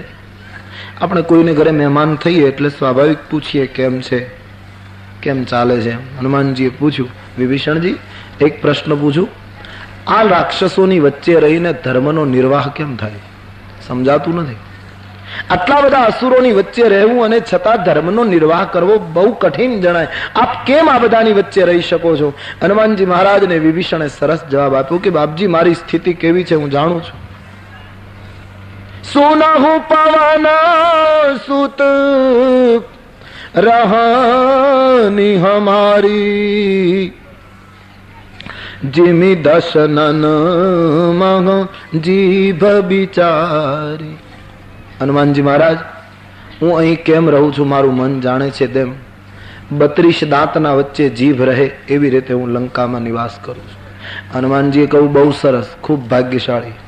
ભગવાનની કૃપા હોય ત્યારે જ આવું રહેણાંક મળે, નહીતર આવું મળે જ નહીં. આ તો ખૂબ તપ કર્યા હોય એને જ આવો લાભ મળે. બોલે મહારાજ 32 દાંતની વચ્ચે જીભ રહે, હું તો રડું છું આ રહેણાંકથી અને તમે એને બિરદાવો છો કે બહુ સારું છે. કે હા, બહુ સરસ, દાંતની વચ્ચે જીભનું રહેવું એવું રહેણાંક તો કોઈ બળભાગીને જ મળે. બાપજી કયા અર્થમાં? વિભીષણે તો દુઃખ ગાયું કે દાંત, અને વાતે સાચી, દાંતની વચ્ચે જીભને કેટલું મુશ્કેલીથી રહેવું પડે. 32 જણા ખીલા જેવા ચારે બાજુ બેઠા, દાંતને સતત દબાવ્યા કરે, કાડાવળી થઈશ નહીં નહીતર કાપી નાખીશ. બિચારી નરમ સરળ, એને પેલા ખીલા જેવા દાંત સતત દબાવે, જરાય આડાવડું થવાય નહીં. એને કેટલું મુશ્કેલીથી રહેવું પડે. છતાં હનુમાનજી એ પરિસ્થિતિને ખૂબ બિરદાવે છે. બહુ સારું. વિભીષણને નવાઈ લાગી. હનુમાનજીએ કહ્યું, વિભીષણ, દાંત અને જીભ બંને ક્યાં રહે? બોલે મુખમાં. બંને મુખમાં રહે છે. બરાબર. ક્યાં? તો પહેલા દાંત પડે છે કે પહેલી જીભ પડે? વિભીષણ કહ્યું મહારાજ દાંત જ પડે, જીભ કંઈ પડે નહીં, કારણ કે જીભ કંઈ આવતી નથી, એ તો પહેલેથી છે, એટલે એને પડવું ન પડે. જે આવે એને જ જવું પડે, કારણ કે દાંત પાછળથી આવે છે એટલે એને પડવું પડે. જીભ તો પહેલેથી છે એટલે એને પડવું નથી પડતું. તો બસ તારી ચારે બાજુ ખીલા જેવા જે દાંત છે એ ભગવાનના બાણથી રાક્ષસો રૂપી દાંત પડી જશે, અને જીભ જેવો તું સપ્તેતાન ચિરંજીવી ન, તું જીભ જેવો કાયમ સલામત બની જાય. મતલબ હનુમાનજી કહે જગતમાં જે દાંત જેવા અક્કડ હોય છે એ પડે છે, જીભ જેવા સરળ અને વિનમ્ર હોય છે એ કાયમ અમર બની જાય છે. અને બિલકુલ સાચી વાત. બીજા અર્થમાં આવાગમનનો અર્થ પણ લાગુ પડે. દાંત આવે એટલે એને જવું પડે, જીભ આવી નથી એ તો પહેલેથી હતી એટલે એને કઈ જવાનો પ્રશ્ન નથી. દાંત પડે જીભ ન પડે. રાક્ષસો કાલ મૃત્યુ પામશે, સમય આવે તમે ચિરંજીવી બનશો એટલે ભાગ્યશાળી છો. અને દાંતની વચ્ચે રહેલ સજ્જન જીભ, સંત તુલસી મહાત્માઓ કહે છે ને કે દાંત એ દુર્જનનો સમાજ છે અને જીભ એ સંત પ્રકૃતિ છે. અને સંતોને મોટે ભાગે દુર્જનોની વચ્ચે જ રહેવું પડે, એવી જ રીતે રહેવું પડે. છતાં એ લપેટાય નહીં, ક્યાંય અંદર આવે નહીં. નહીં તો રોજ દાંત જીભને દબાવ્યા કરે કે આડાવળી થઈશ નહીં, નહીતર અમે ટુકડા કરી નાખીશું. અને છતાંય ભૂલમાં સહેજ કંઈક પેલું થાય તો દાંત કાટે છે જીભને, રોજ દબાવ્યા કરે, પણ જીભ નીતિ ન છોડે. નહીતર જીભ દાંતને એમ કહે કે હું આડાવળી નથી થતી એટલે જ તમે છો. હું વગર કારણે જો આડાવળી થઈશ અને કોઈને કારણ વગર ગાળો દેવા માંડીશ તો કોઈક એવી થપાટ મારશે કે તમે 32 બહાર નીકળી જાઓ. તમારી આખી સલામતીનો આધાર મારા હલન ચલન ઉપર છે. એમ દુર્જનો ગમે તેટલો ત્રાસ આપે પણ એની સલામતીનો આધાર સંત જ્યાં સુધી સહન કરે છે ને, સાધુ પુરુષ, એટલે વાંધો નથી આવતો. કારણ કે એ નીતિ ન છોડે. નહીતર કેટલી ઘડી દાંત વનેપી સિંહ મૃગ માંસ ભક્ષા બુભુક્ષિત નૈવ તૃણમ ચરંતી એવમ કુલીના વ્યસના વિભૂતા ન નીતિ માર્ગમ પરિલંઘયંતી. ગમે તે મુશ્કેલી આવે સાધુ પોતાની નીતિ ન છોડે. તુલસીદાસ આપણે જમતા જમતા દાંતમાં કંઈક ભરાઈ જાય તો કાઢવાનું કામ જીભ કરે, અને જ્યાં સુધી દાંતમાંથી નીકળે નહીં ત્યાં સુધી આપણને નિરાંત ન થાય. કોઈ ચીજ અંદર ભરાઈ ગઈ અને જીભને ખબર છે કે આ દાંત રોજ મને હેરાન કરે, છતાં જ મુશ્કેલીમાં છે, ત્યારે ગમે તેમ તો એ સંત સ્વભાવ મારે એને મદદ કરવી જોઈએ, અને દાંતમાંથી એ વસ્તુ કાઢવાનું કામ જીભ કરે. એટલે કે સંત પ્રકૃતિ છે. વિભીષણ આપ સજ્જન છો, તમારી ચારે બાજુ ખીલા જેવા દાંત પડશે, તમે કાયમ સલામત રહી જશો. આ અર્થઘટનથી વિભીષણને એની એ સ્થિતિ હવે સુખદ લાગવા લાગી. પરિસ્થિતિ તો એની એ જ રહે છે, પણ સંતો આવે ને ત્યારે જોવાની દ્રષ્ટિ ફેરવી નાખે. આટલું જ થાય છે. બાકી તો પ્રારબ્ધનો જે યોગ હોય છે એમાં કઈ ફેરવી શકાતું નથી. પણ અત્યાર સુધી જે પરિસ્થિતિને આધારે મને તમને રડવાની ટેવ હોય એ જ સ્થિતિને સંતો કંઈક જુદી દ્રષ્ટિથી જોવાની પ્રેરણા આપે એટલે એની એ પરિસ્થિતિ આપણને સુખ આપવા માંડે.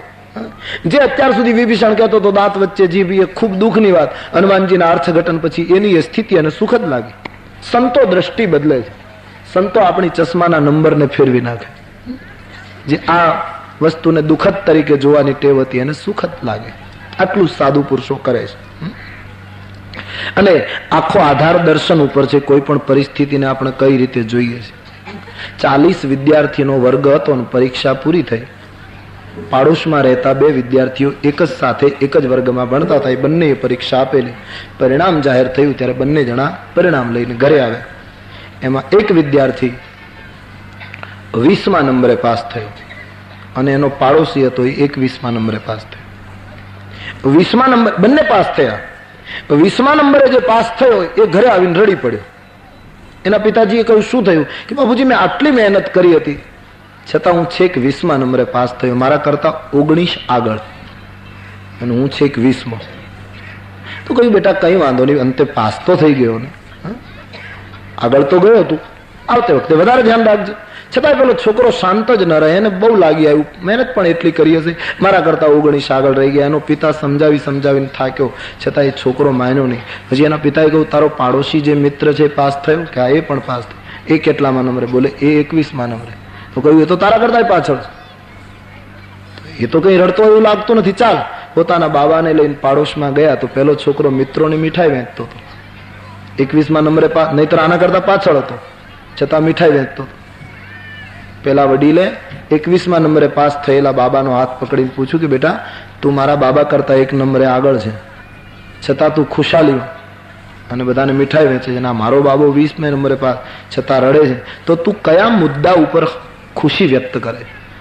મારો બાબો તો એમ કહ્યું 20મા નંબરે પાસ થયો, મારા આગળ 19 રહી ગયા. પેલા એ કહ્યું હું એમ અર્થ કરું છું કે હું 21મા નંબરે પાસ થયો, મારી પાછળ 19 રહી ગયા, કારણ કે ક્લાસ 40 નો હતો. એક જણ 20મા નંબરે હોવા છતાં એટલા માટે રડે છે કે મારા કરતા 19 આગળ હું પાછળ, બીજો 21મા નંબરે હોવા છતાં એ એવું અર્થઘટન કરે છે કમસે કમ હું 21મા નંબરે પાસ થયો, મારી પાછળ 19. દ્રષ્ટિના જ ઉપર આધાર છે સુખ દુઃખનો. હનુમંતલાલજીએ વિભીષણની દ્રષ્ટિ ફેરવી નાખી. એ જ પરિસ્થિતિ વિભીષણજીને સુખદ લાગવા લાગી. હનુમાનજીને વિભીષણજીએ કહ્યું મહારાજ આપે મારા ઉપર બહુ કૃપા કરી, રામની કૃપા મારા ઉપર પૂર્ણ થઈ એવું મને લાગે છે, કારણ કે રામ કૃપા ન થઈ હોત તો આપના મને દર્શન થાત નહીં. એ સાબિત થયું. નિયમ છે બીનું હરિ કૃપા મિલે નહીં સંતા. આપ સંત મને મળ્યા, મારા ઉપર પ્રભુની કૃપા થઈ. હનુમાનજીએ ના પાડી તારા જેવા ઉપર રામ કૃપા કરે જ નહીં. બોલે મહારાજ હું આટલું રામ રામ જપ્યા કરું છું ખાનગીમાં અને છતાં મારા ઉપર કૃપા નહીં કરે. બોલે કોઈ દિવસ કૃપા નહીં કરે. કેમ કે તું રામ નામ જ જપે છે, રામનું કામ બિલકુલ કરતો નથી. આ વિભીષણની નબળાઈ હતી. રામ રામ તો તું ખૂબ જપ્યો, માળા તો તે ખૂબ જપી છે, પણ રામનું કામ હજી કર્યું નથી. તે જે રામનું નામ તું સતત જપે છે એ જ રામના સીતાજીને રાવણ ઉપાડીને લંકામાં લઈ આવ્યો, છતાં તું એ ભગવતીના દર્શન કરવા ક્યારેય ગયો છે? તારા ભાઈને એમ ન કહેવું જોઈએ કે આ ખોટું થાય છે. રામ નામ જપવું અને રામનું કામ ન કરવું એના ઉપર પ્રભુ કૃપા નથી કરતા. બહુ સાચું સૂત્ર આપ્યું છે. રામ નામ લેનારાએ રામ કામ કરવું જોઈએ. આજે આપણા સમાજમાં બે વિચારધારા છે. અમુક લોકો એવી જાહેરાત જ કર્યા કરે છે સતત કે રામનું કામ જ કરો, નામની બિલકુલ જરૂર નથી. આવું બોલનારો વર્ગ છે. પણ નામ વગર જો એકલું કામ કરશો તો સંભવ છે તમે જડ બનશો, તમે અહંકારી બનશો. અમે જ કરીએ છીએ એવું પેદા થશે કે અમારા સિવાય અહીં બીજું કોઈ કામ કરતો જ નથી. સંસ્કૃતિ અને ભારતીય અસ્મિતા માટે અમે જ કરીએ છીએ કામ, તો એક અહંકાર પેદા થશે. ન થાય તો સારું છે, તો કોઈ પ્રશ્ન નથી, તો કામ પણ દિવ્ય. પણ એમાં એક ખતરો છે, નામનો આશ્રય નહીં હોય તો અહંકારી બનવાનો. રામનું નામ અને રામનું કામ જે હનુમાનજીના જીવનની વિચારધારા છે, બંનેનો સુભગ સમન્વય જયારે સાધકમાં થયો ત્યારે એ ધન્ય બનશે. એટલે અમુક માણસો કેવળ નામની વાત કરશે અને જો રામ કામની વાત નહીં કરે તો પણ અધૂરું છે. બે પાંખોથી જ ઉડી શકાય, એક પાંખથી ન ઉડી શકાય. તેથી એક પાંખ નામની, એક પાંખ પ્રભુ કામની હશે તો માણસ ચિદાકાશમાં ઉડી શકશે. માટે વિભીષણને કહ્યું તું રામ કામ કરે છે પણ નામ લે છે પણ કામ નથી કરતો, એટલે તારા ઉપર કૃપા નહીં કરે. વિભીષણજીએ કબૂલાત કરી કે હવે હું રામનું કામ પણ શરૂ કરીશ, હવે રાવણના દરબારમાં બળવો કરીશ તો પ્રભુ કૃપા કરશે ને. હનુમાનજીએ કહ્યું પછી તો કોઈ દિવસ કૃપા નહીં કરે. બોલે મહારાજા કઈ રીતનો નિર્ણય છે? પેલા કહો છો કામ નથી કરતો એટલે તારા ઉપર કૃપા નહીં કરે, અને હવે હું કહું છું કે હું કામ શરૂ કરીશ ને પછી તો ક્યારેય કૃપા નહીં કરે. બોલે કોઈ દિવસ નહીં. તો રામનું કામ જયારે શરૂ કરીશ વિભીષણ, ત્યારે તારા ઉપર પ્રભુ કૃપા નહીં કરે પણ તારા ઉપર પ્રભુ પ્રેમ કરશે. રામનું કામ શરૂ કરે છે એના ઉપર ભગવાન પ્રેમ કરે છે. સુનહું, તુલસીદાસજીએ લખ્યું છે, સુનહું વિભીષણ પ્રભુ કે રીતિ, સુન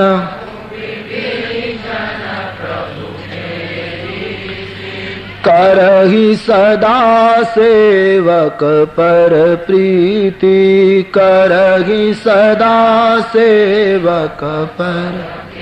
ભગવદ કાર્ય નામની સાથે જોડીશ વિભીષણ, પછી પ્રભુ તમારા ઉપર પ્રેમ કરશે અને પ્રેમનો દરજ્જો કૃપા કરતા વધારે છે. કૃપા તો ઈશ્વરની થઈ જ છે. મનુષ્ય દેહ આટલો સરસ આપ્યો છે, હવે તો જીવનમાં કંઈક એવું કામ કરીએ કે પ્રભુ પ્રેમ કરે. પ્રેમ કરવાની વાત બાકી છે. ભગવાન તારા ઉપર પ્રેમ કરશે. સાંભળે વિભીષણજી ખૂબ રાજી થયા. હવે હું ભગવત કાર્ય કરીશ. હનુમાનજીએ વિભીષણજીને કહ્યું કે બસ ભાઈ હવે મારી મૂળ વાત હું તને કહું. સુનહું વિભીષણ પ્રભુ કે રીતિ, કરહી સદા સેવક પર પ્રીતિ. આ સૂત્ર આપ્યા પછી હનુમાનજીએ વિભીષણને પૂછ્યું. તબ હનુમંત કહા સુनु ભ્રાતા, દેખા ચહું જાનકી માતા. હનુમાનજી વિભીષણને પૂછે, એ ભાઈ મારે જાનકી માના દર્શન કરવા છે, એ ક્યાં છે બતાવો. હનુમાનજીએ વિભીષણજીને ભાઈ કહ્યા. એક તો એ અર્થમાં કે તું રાવણને ભાઈ માને છે એ ખોટું છે. એ તારો ભાઈ અસલી ભાઈ નથી. કારણ કે ગયા જન્મમાં, આગલા જન્મમાં એ ભાઈ કાયમ સાથે હોય એવું બનતું નથી. સંસારમાં જે ભાઈ હોય છે એ કઈ કાયમ ભાઈ જ હોય છે એવું નહીં. એટલે તું જેને માની બેઠો છે એ તારો અસલી ભાઈ નથી. સાચો ભાઈ તો હું છું. કારણ કે રામના સંતાન તરીકે જયારે આપણે નાતો બાંધીએ ત્યારે સાચા ભાઈ તરીકે ગણાય. આપણે સાચા ભાઈ તરીકે જીવવું જોઈએ. આપણે બંને ભાઈ છીએ. કારણ મેં ખાલી પિતાજીને જોયા છે પણ હજી માના દર્શન નથી કર્યા, અને તારી પાસે માતાની માહિતી છે પણ તે હજી બાપુજીની મુલાકાત નથી લીધી. આજે તું મને માના દર્શન કરાવી દે તો કાલે દરિયાને કિનારે હું તને પિતાજીનો ભેટો કરાવી દઈશ. આ અર્થમાં આપણે ભાઈ છીએ. તું મને માતાજીના દર્શન કરાવ. માં ક્યાં? હનુમાનજીને તો ખબર જ હતી કે સીતાજી અશોક વાટિકામાં છે. પેલા સંપાતીએ કહ્યું જ હતું કે સીતા અશોક વૃક્ષની નીચે બેઠા છે, પણ છતાં જાણી જોઈને હનુમાનજીએ વિભીષણને કહ્યું કે માં ક્યાં છે મને બતાવો. હનુમાનજીનો અર્થ એ હતો કે બતાવવાને બાને જો વિભીષણ સીતાજી પાસે પહોંચી જાય તો આનું કલ્યાણ થાય. એટલા માટે પૂછ્યું કે મને બતાવો. આવે તો માં સુધી પહોંચે, ભક્તિ સુધી સાધક પહોંચી જાય. પણ વિભીષણની હજી નિદ્રા પૂરેપૂરી ઉડી નહોતી. એમણે સાથે જવાનું સ્વીકાર્યું નહીં. અથવા તો હું તમને બતાવવા આવું એમ ન કહ્યું, પણ જુગતી વિભીષણ સકલ જનાઈ ચલે પવન સુત બિદા. યુક્તિ બતાવી કે તમે અહીંથી આમ જાઓ ને આવી રીતે ત્યાં પહોંચી જાઓ. પોતે ન ગયો. ઘણા માણસો ઉપદેશ આપે, પોતે કઈ ન કરે. વિભીષણની કક્ષા હજી આ છે. તમે આમ કરો, તમે અહીંથી આમ જાઓ, તમે ફલાડું કરો, આ બધું તમે કરો, પોતે ઉઠે નહીં.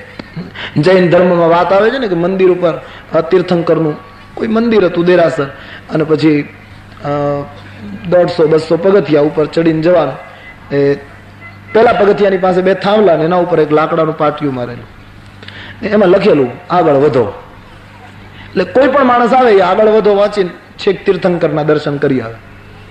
એ કેટલાય યાત્રાળુઓને એ પાટિયા એ બોધ આપેલો, આગળ વધો ને લોકો તીર્થંકર સુધી પહોંચી ગયા. વરસાદ પડ્યો, થાંભલાની બાજુમાં કોઈ વેલ ખીલી અને વીંટળાતી વીંટળાતી 1-2 મહિનામાં પાટિયા ઉપર ઘેઘૂર છવાઈ ગઈ, અને પાટિયામાં લખેલા આગળ વધો શબ્દ વેલે છુપાવી દીધા. પાટિયાને વાચા ફૂટી. એને વેલને કહ્યું કે ચોમાસામાં તને આ પ્રગતિ મળે છે ને એમાં તું આટલી બધી અહંકારી થઈ ગઈ કે મારા ઉપર છવાઈ ગઈ. આજ વર્ષોથી હું લોકોને માર્ગદર્શન આપું છું, તીર્થંકર સુધી પહોંચવું હોય તો મને વાંચી વાંચીને ઉપર ચાલો, અને કેટલાય માણસો છેક દેરાસર સુધી પહોંચી ગયા, અને તું આજ મારા ઉપર છવાઈ ગઈ. શરમ આવવી જોઈએ તને. 2-4 વાર પાટિયાએ વેલની ટીકા કરી. એટલે વેલને વાચા ફૂટી. અને જવાબ આપી કે ભાઈ, આપની વાત બરાબર છે કે હું તમારા ઉપર છવાઈ ગઈ, એ તમને ગયું નહીં, પણ એક પ્રશ્ન પૂછું. વેલ કહે શું? તમે આટલા વર્ષોથી બીજા પ્રવાસીઓને, યાત્રાળુઓને માર્ગદર્શન આપ્યું કે તમે આગળ વધો, ને કેટલાય પહોંચી ગયા, તમે ક્યારે એક પગથિયું ચડ્યા કે? પાટિયાએ કહ્યું નહીં, હું તો ઘણા વખતથી અહીં નહીં છું. તો બસ કાલ તું જૂનું થઈ જઈશ. જગત તો પાટિયા બદલાવા ટેવાયેલું છે. તને કાઢીને બીજું બોર્ડ મારી દેશે. અહીંયા કેટલાય બોર્ડ ફર્યા જ કરે છે. માટે હવે તું સમજ, હવે તું પોતે કઈક આગળ વધ. હજી તો વાત સાચી છે ને, અહીંયા કઈ કોઈ એકથી કોઈ થોડું પત્યું છે, અહીં તો આવ્યા જ કરે છે લોકો. એ તો આપણે એમ માનીએ છીએ કે આપણે આમાં, મને કોઈ સિકંદર એની માતાને એમ કહેતો હતો કે મારા જેવું કોઈ મોટો નહીં. એની બાને એમ કહેતો હતો કે હું જ મોટો, મારા જેવું કોઈ મોટો. એની બાને કહ્યું ઠીક છે, ક્યારેક જોશું. પછી એમ કહેવાય છે કે સિકંદર મૃત્યુ પામ્યો ને પછી એને કબ્રસ્તાનમાં દફનાવી દીધો. પછી 10 દિવસ પછી એની માં કબ્રસ્તાન પાસે જઈને સિકંદરને પૂછે છે, કબરમાં સૂતેલી એની આત્માને, કે સિકંદર તું રોજ કહેતો હતો કે મારા જેવો કોઈ મોટો નહીં, મારા જેવો કોઈ મોટો નહીં, હવે કઈ નિર્ણયમાં ફેરફાર કરે છે કે હજી એની એ વાત કરે છે? ત્યારે સિકંદરના આત્માએ જવાબ આપ્યો, એની રૂહ બોલી કે માં મારી ભૂલ થઈ ગઈ. કારણ કે અહીંયા આવ્યા પછી ખબર પડી કે આમાં તો કેટલાય સિકંદરો સૂતા છે, આમાં તો ખબર જ નથી કેટલાય પડ્યા છે. એ તો હું એમ માનતો હતો કે હું આટલો મોટો છું, બાકી જમીનમાં દટાયા પછી ખબર પડી કે આમાં તો કેટલાય ગયા. માનધાતા મોર ધ્વજ એવા મહીપતિઓના પાટિયા બદલાયા જ કરે છે આ જગતમાં. પોતે ગતિ કરી કે નહીં? તે વિભીષણની સ્થિતિ એ છે. હનુમાનજીને યુક્તિ બતાવી સાથે ન ચાલ્યો. હનુમાનજી સમજી ગયા કે હજી પૂર્ણ જાગૃતિ થઈ નથી. ખેર, યોગ આવશે એટલે वो भी हो जाएगा. હનુમાનજી મહારાજ યુક્તિ સાંભળી નાનું એવું રૂપ ધારણ કરી માં જાનકીજીના દર્શન માટે વિભીષણની સૂચના પ્રમાણે ઉપડ્યા. અશોક વાટિકામાં હનુમાનજીનો પ્રવેશ. બડી સુંદર વાટિકા, हर किस्म के पौधे, રાવણનો બાગ એટલે શું કહેવાનું, કાયમ જાણે વસંત ઋતુ રહેતી હોય એવું દ્રશ્ય. હનુમાનજી એક એક વૃક્ષની નીચે સીતા મૈયાની તલાશ કરવા લાગ્યા, પણ જાનકીજી ક્યાંય દેખાતા નથી. જોતા જોતા હનુમાનજી આગળ ગયા તો એક વ્યક્તિ એક વૃક્ષની નીચે બેઠી છે. એને જોતા હનુમાનજીને દેખાયું કૃષતન શીશ જટા એક બહેની. શરીર બિલકુલ સુકાઈ ગયેલું, વેણી વાળ એકદમ વેણીની જેમ વણાઈ ગયેલા, જપતી હૃદય રઘુપતિ ગુણ શ્રેણી. ભક્તિ જે હોય એની સ્થિતિ તો આવી જોઈએ ને. પ્રભુનું નામ સતત ચાલુ છે, શરીર ક્રશ બની ગયું છે, વાળ વણાઈ ગયા છે અને રામજીના સ્મરણમાં લીન છે. હનુમાનજી મહારાજે જોયું, બરાબર નિરીક્ષણ કર્યું તો સીતાજી એકદમ ક્રશ શરીરમાં પોતાનું મન રામના ચરણમાં ડુબાડેલું, પોતાના નેત્રો પોતાના ચરણમાં રાખેલા. બસ બહુ સરસ આ વાત લાગે છે. જેને ભક્તિ કરવી હોય એને મન પ્રભુના ચરણમાં રાખવું અને નેત્ર પોતાના ચરણમાં રાખવું. ભક્તિ કરવી હોય એને મન પ્રભુના ચરણમાં આપવું સતત, અને આપણી આંખ આપણા પગલા ઉપર રાખવી કે આપણા પગલા બરાબર પડે છે ને, આપણા પગલા ઠીક છે ને, બીજાના પગલા ઉપર નહીં રાખવું. અને મન પ્રભુના ચરણમાં, આંખ પોતાના ચરણમાં. સીતાજીની આ સ્થિતિ જોઈ હનુમાનજીને ખૂબ દુઃખ થયું છે. માં દુઃખી છે. માતાજીની આ પરિસ્થિતિ જોઈ હનુમાનજીને અંતરમાં થોડુંક વેદના થાય છે. એને ખાતરી થઈ ગઈ કે માં આ જ હોવા જોઈએ. એક વૃક્ષની ઘટામાં તરુ પલ્લવ મહરહા લુકાઈ.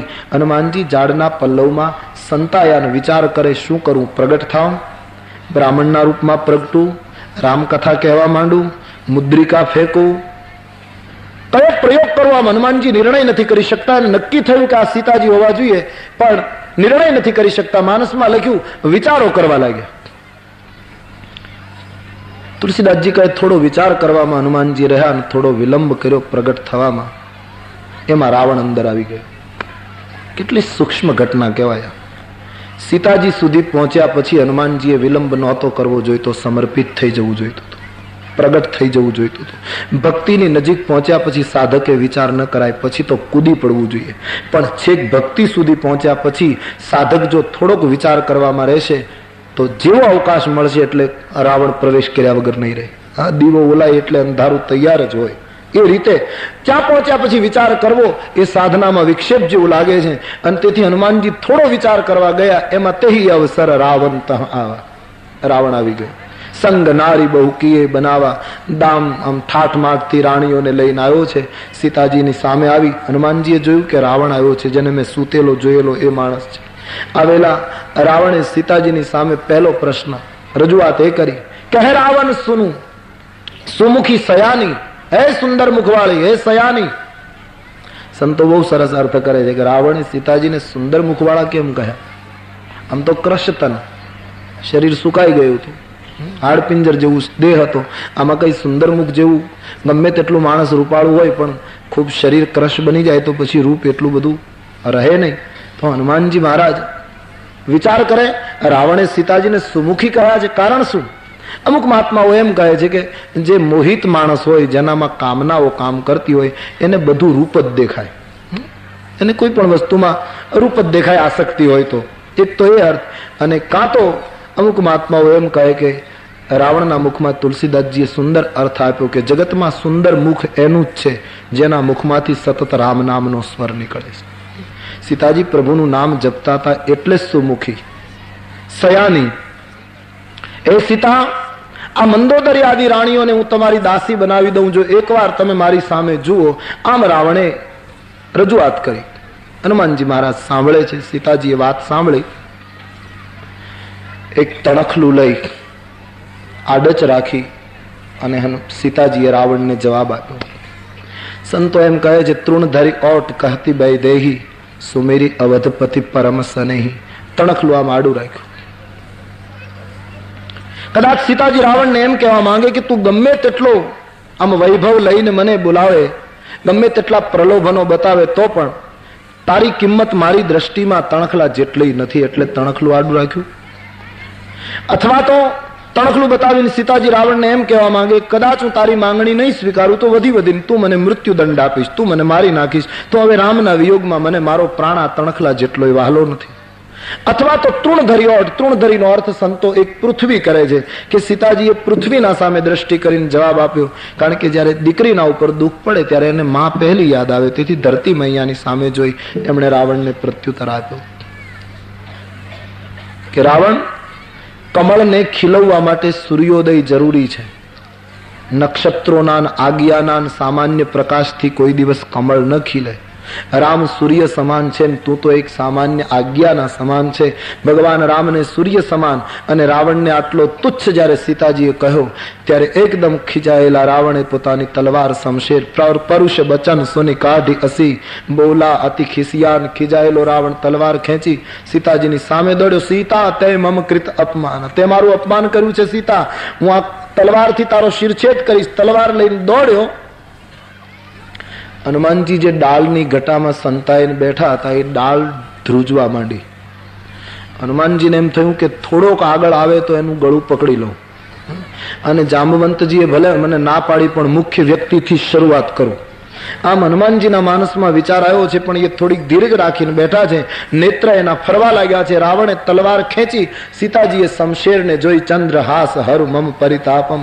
તલવારને સીતાજી પ્રાર્થના કરવા લાગ્યા કે બેન, તું પણ નારી જાતિ, હું પણ નારી જાતિ, અને સ્ત્રી ઉપર દુઃખ પડે ત્યારે સ્ત્રીએ મદદ કરવી જોઈએ. એ બાને તું જલ્દી રાવણના હાથમાંથી નીચે પડે ને મારું મસ્તક કપાઈ જાય તો મારે પ્રભુનો વિયોગ હવે સહન કરવો. તલવારને પ્રાર્થના કરે છે, તું મને જલ્દી મારી નાખ. રાવણ આમ ખીજાઈને ઉભો છે. પ્રહાર કરવા જ્યાં ગયો ત્યાં મંદોદરીએ રાવણનો હાથ પકડીને કહ્યું કે પતિદેવ નીતિ ના પાડે છે, અબળાને આવી રીતે મરાય નહીં. તમે એને બીજી રીતે વશ કરી શકો, બાકી તલવારથી માથું કાપવાની વાત કરો એ સ્ત્રી સમાજનું અપમાન છે. આપ તલવાર મ્યાન કરી દો, હું આપને કહું છું.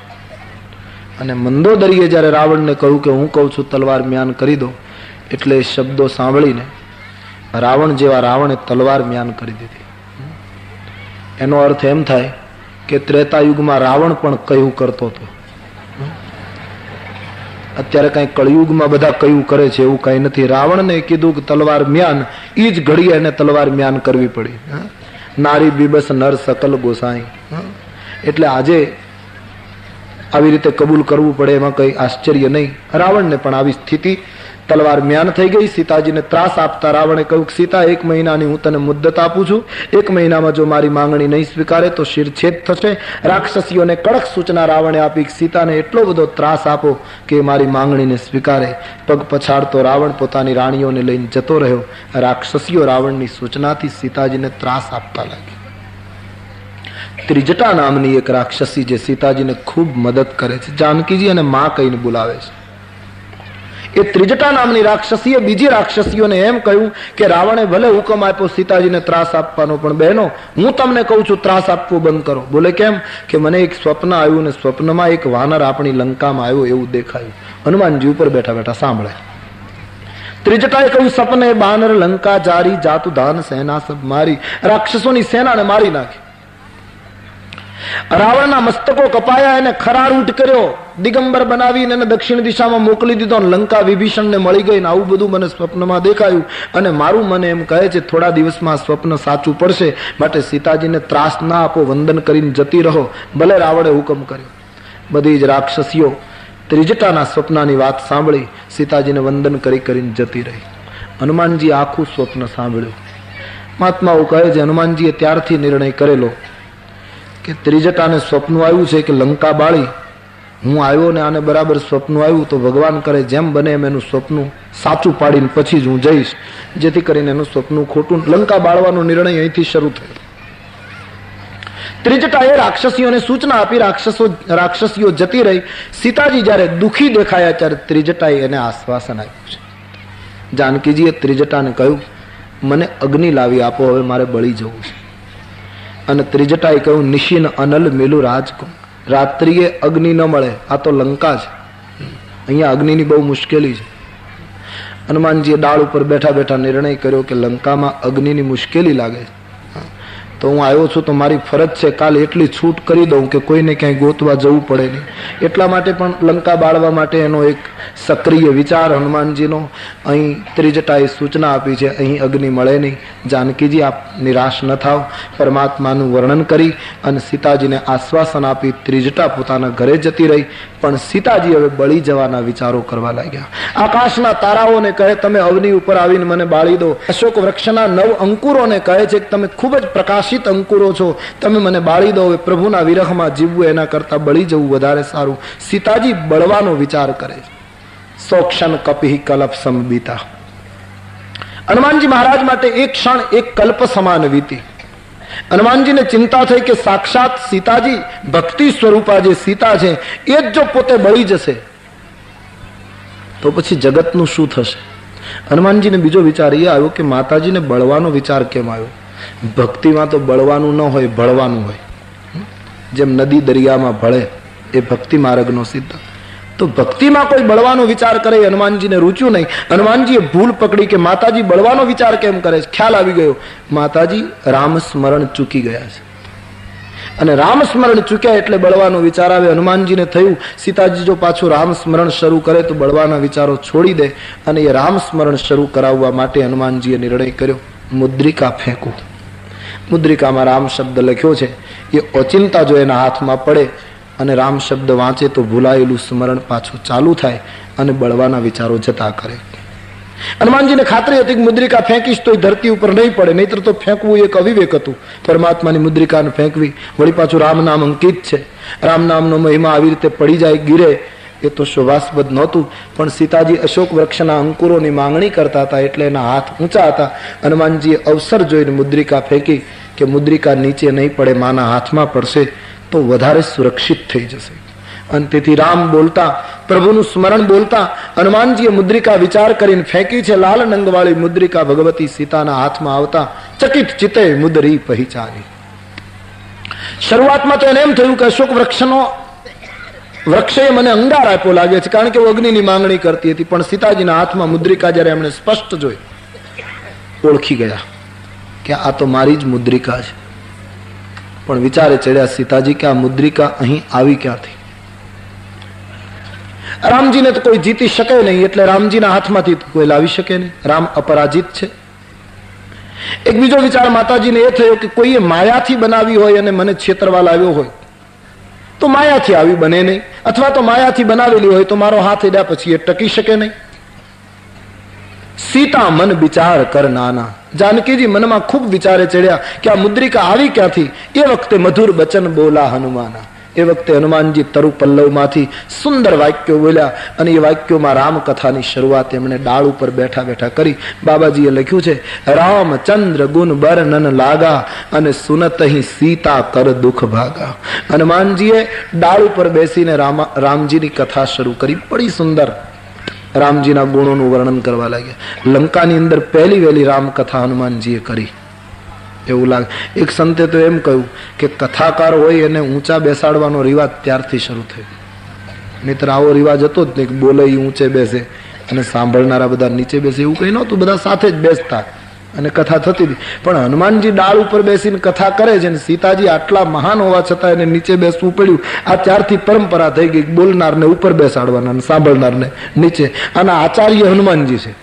આ પરંપરા નિર્ણય નક્કી હનુમાનજી મહારાજે કરી છે. પહેલી વહેલી કથા હનુમાનજીએ ડાળ ઉપર બેસી અને સીતાજીને કથા સંભળાવી. એટલી સરસ હનુમાનજીએ કથા કહી કે સુનત અહીં સીતા કર દુઃખ ભાગા. સીતાજીના દુઃખો, અને એ તો સીધી વાત છે. રામકથામાં એવી શક્તિ છે દુઃખને ભગાડવાની. દુઃખ ઓછા થાય ભગવત કથાથી. કંઈક તો રાહત મળે છે. હા, નહીતર તો કઈ લોકો. હું કચ્છમાં કથા કરતો તો માંડવીમાં, તો મને એક યુવાને પ્રશ્ન પૂછ્યો, એ આપને કહું.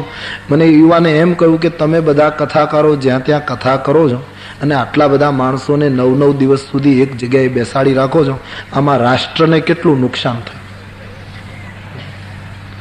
કેટલો રાષ્ટ્ર પ્રેમી માણસ હશે. મેં એને કહ્યું તમારે કચ્છમાં ન રહેવું જોઈએ, દિલ્હી જવું જોઈએ. કે આટલી બધી તમારા લોહીમાં રાષ્ટ્ર માટે પેલી લાગણી. કહ્યું કે નહીં, કેટલો કામ ધંધો અટકે છે, લોકો ક્યાંથી ક્યાં આવે છે, ઓફિસોમાં રજા લે છે, કેટલું આમાં પેલું અટકી જાય. તમારે તો બોલવાનું જ ખાલી, આમાં કઈ બીજું તો થતું નથી. 9 દિવસ સુધી બધાને બેસાડી રાખવામાં કેટલું કથાકારોએ સમાજને આપ્યું શું? એવી રીતે એ માણસ બોલતો હતો કે એને કઈ બીજું સમજાવીએ એટલો સમય પણ નહોતો અને એ કઈ બહુ સમજે એવું હતું નહીં. અમુકને બહુ સમજાવાય નહીં.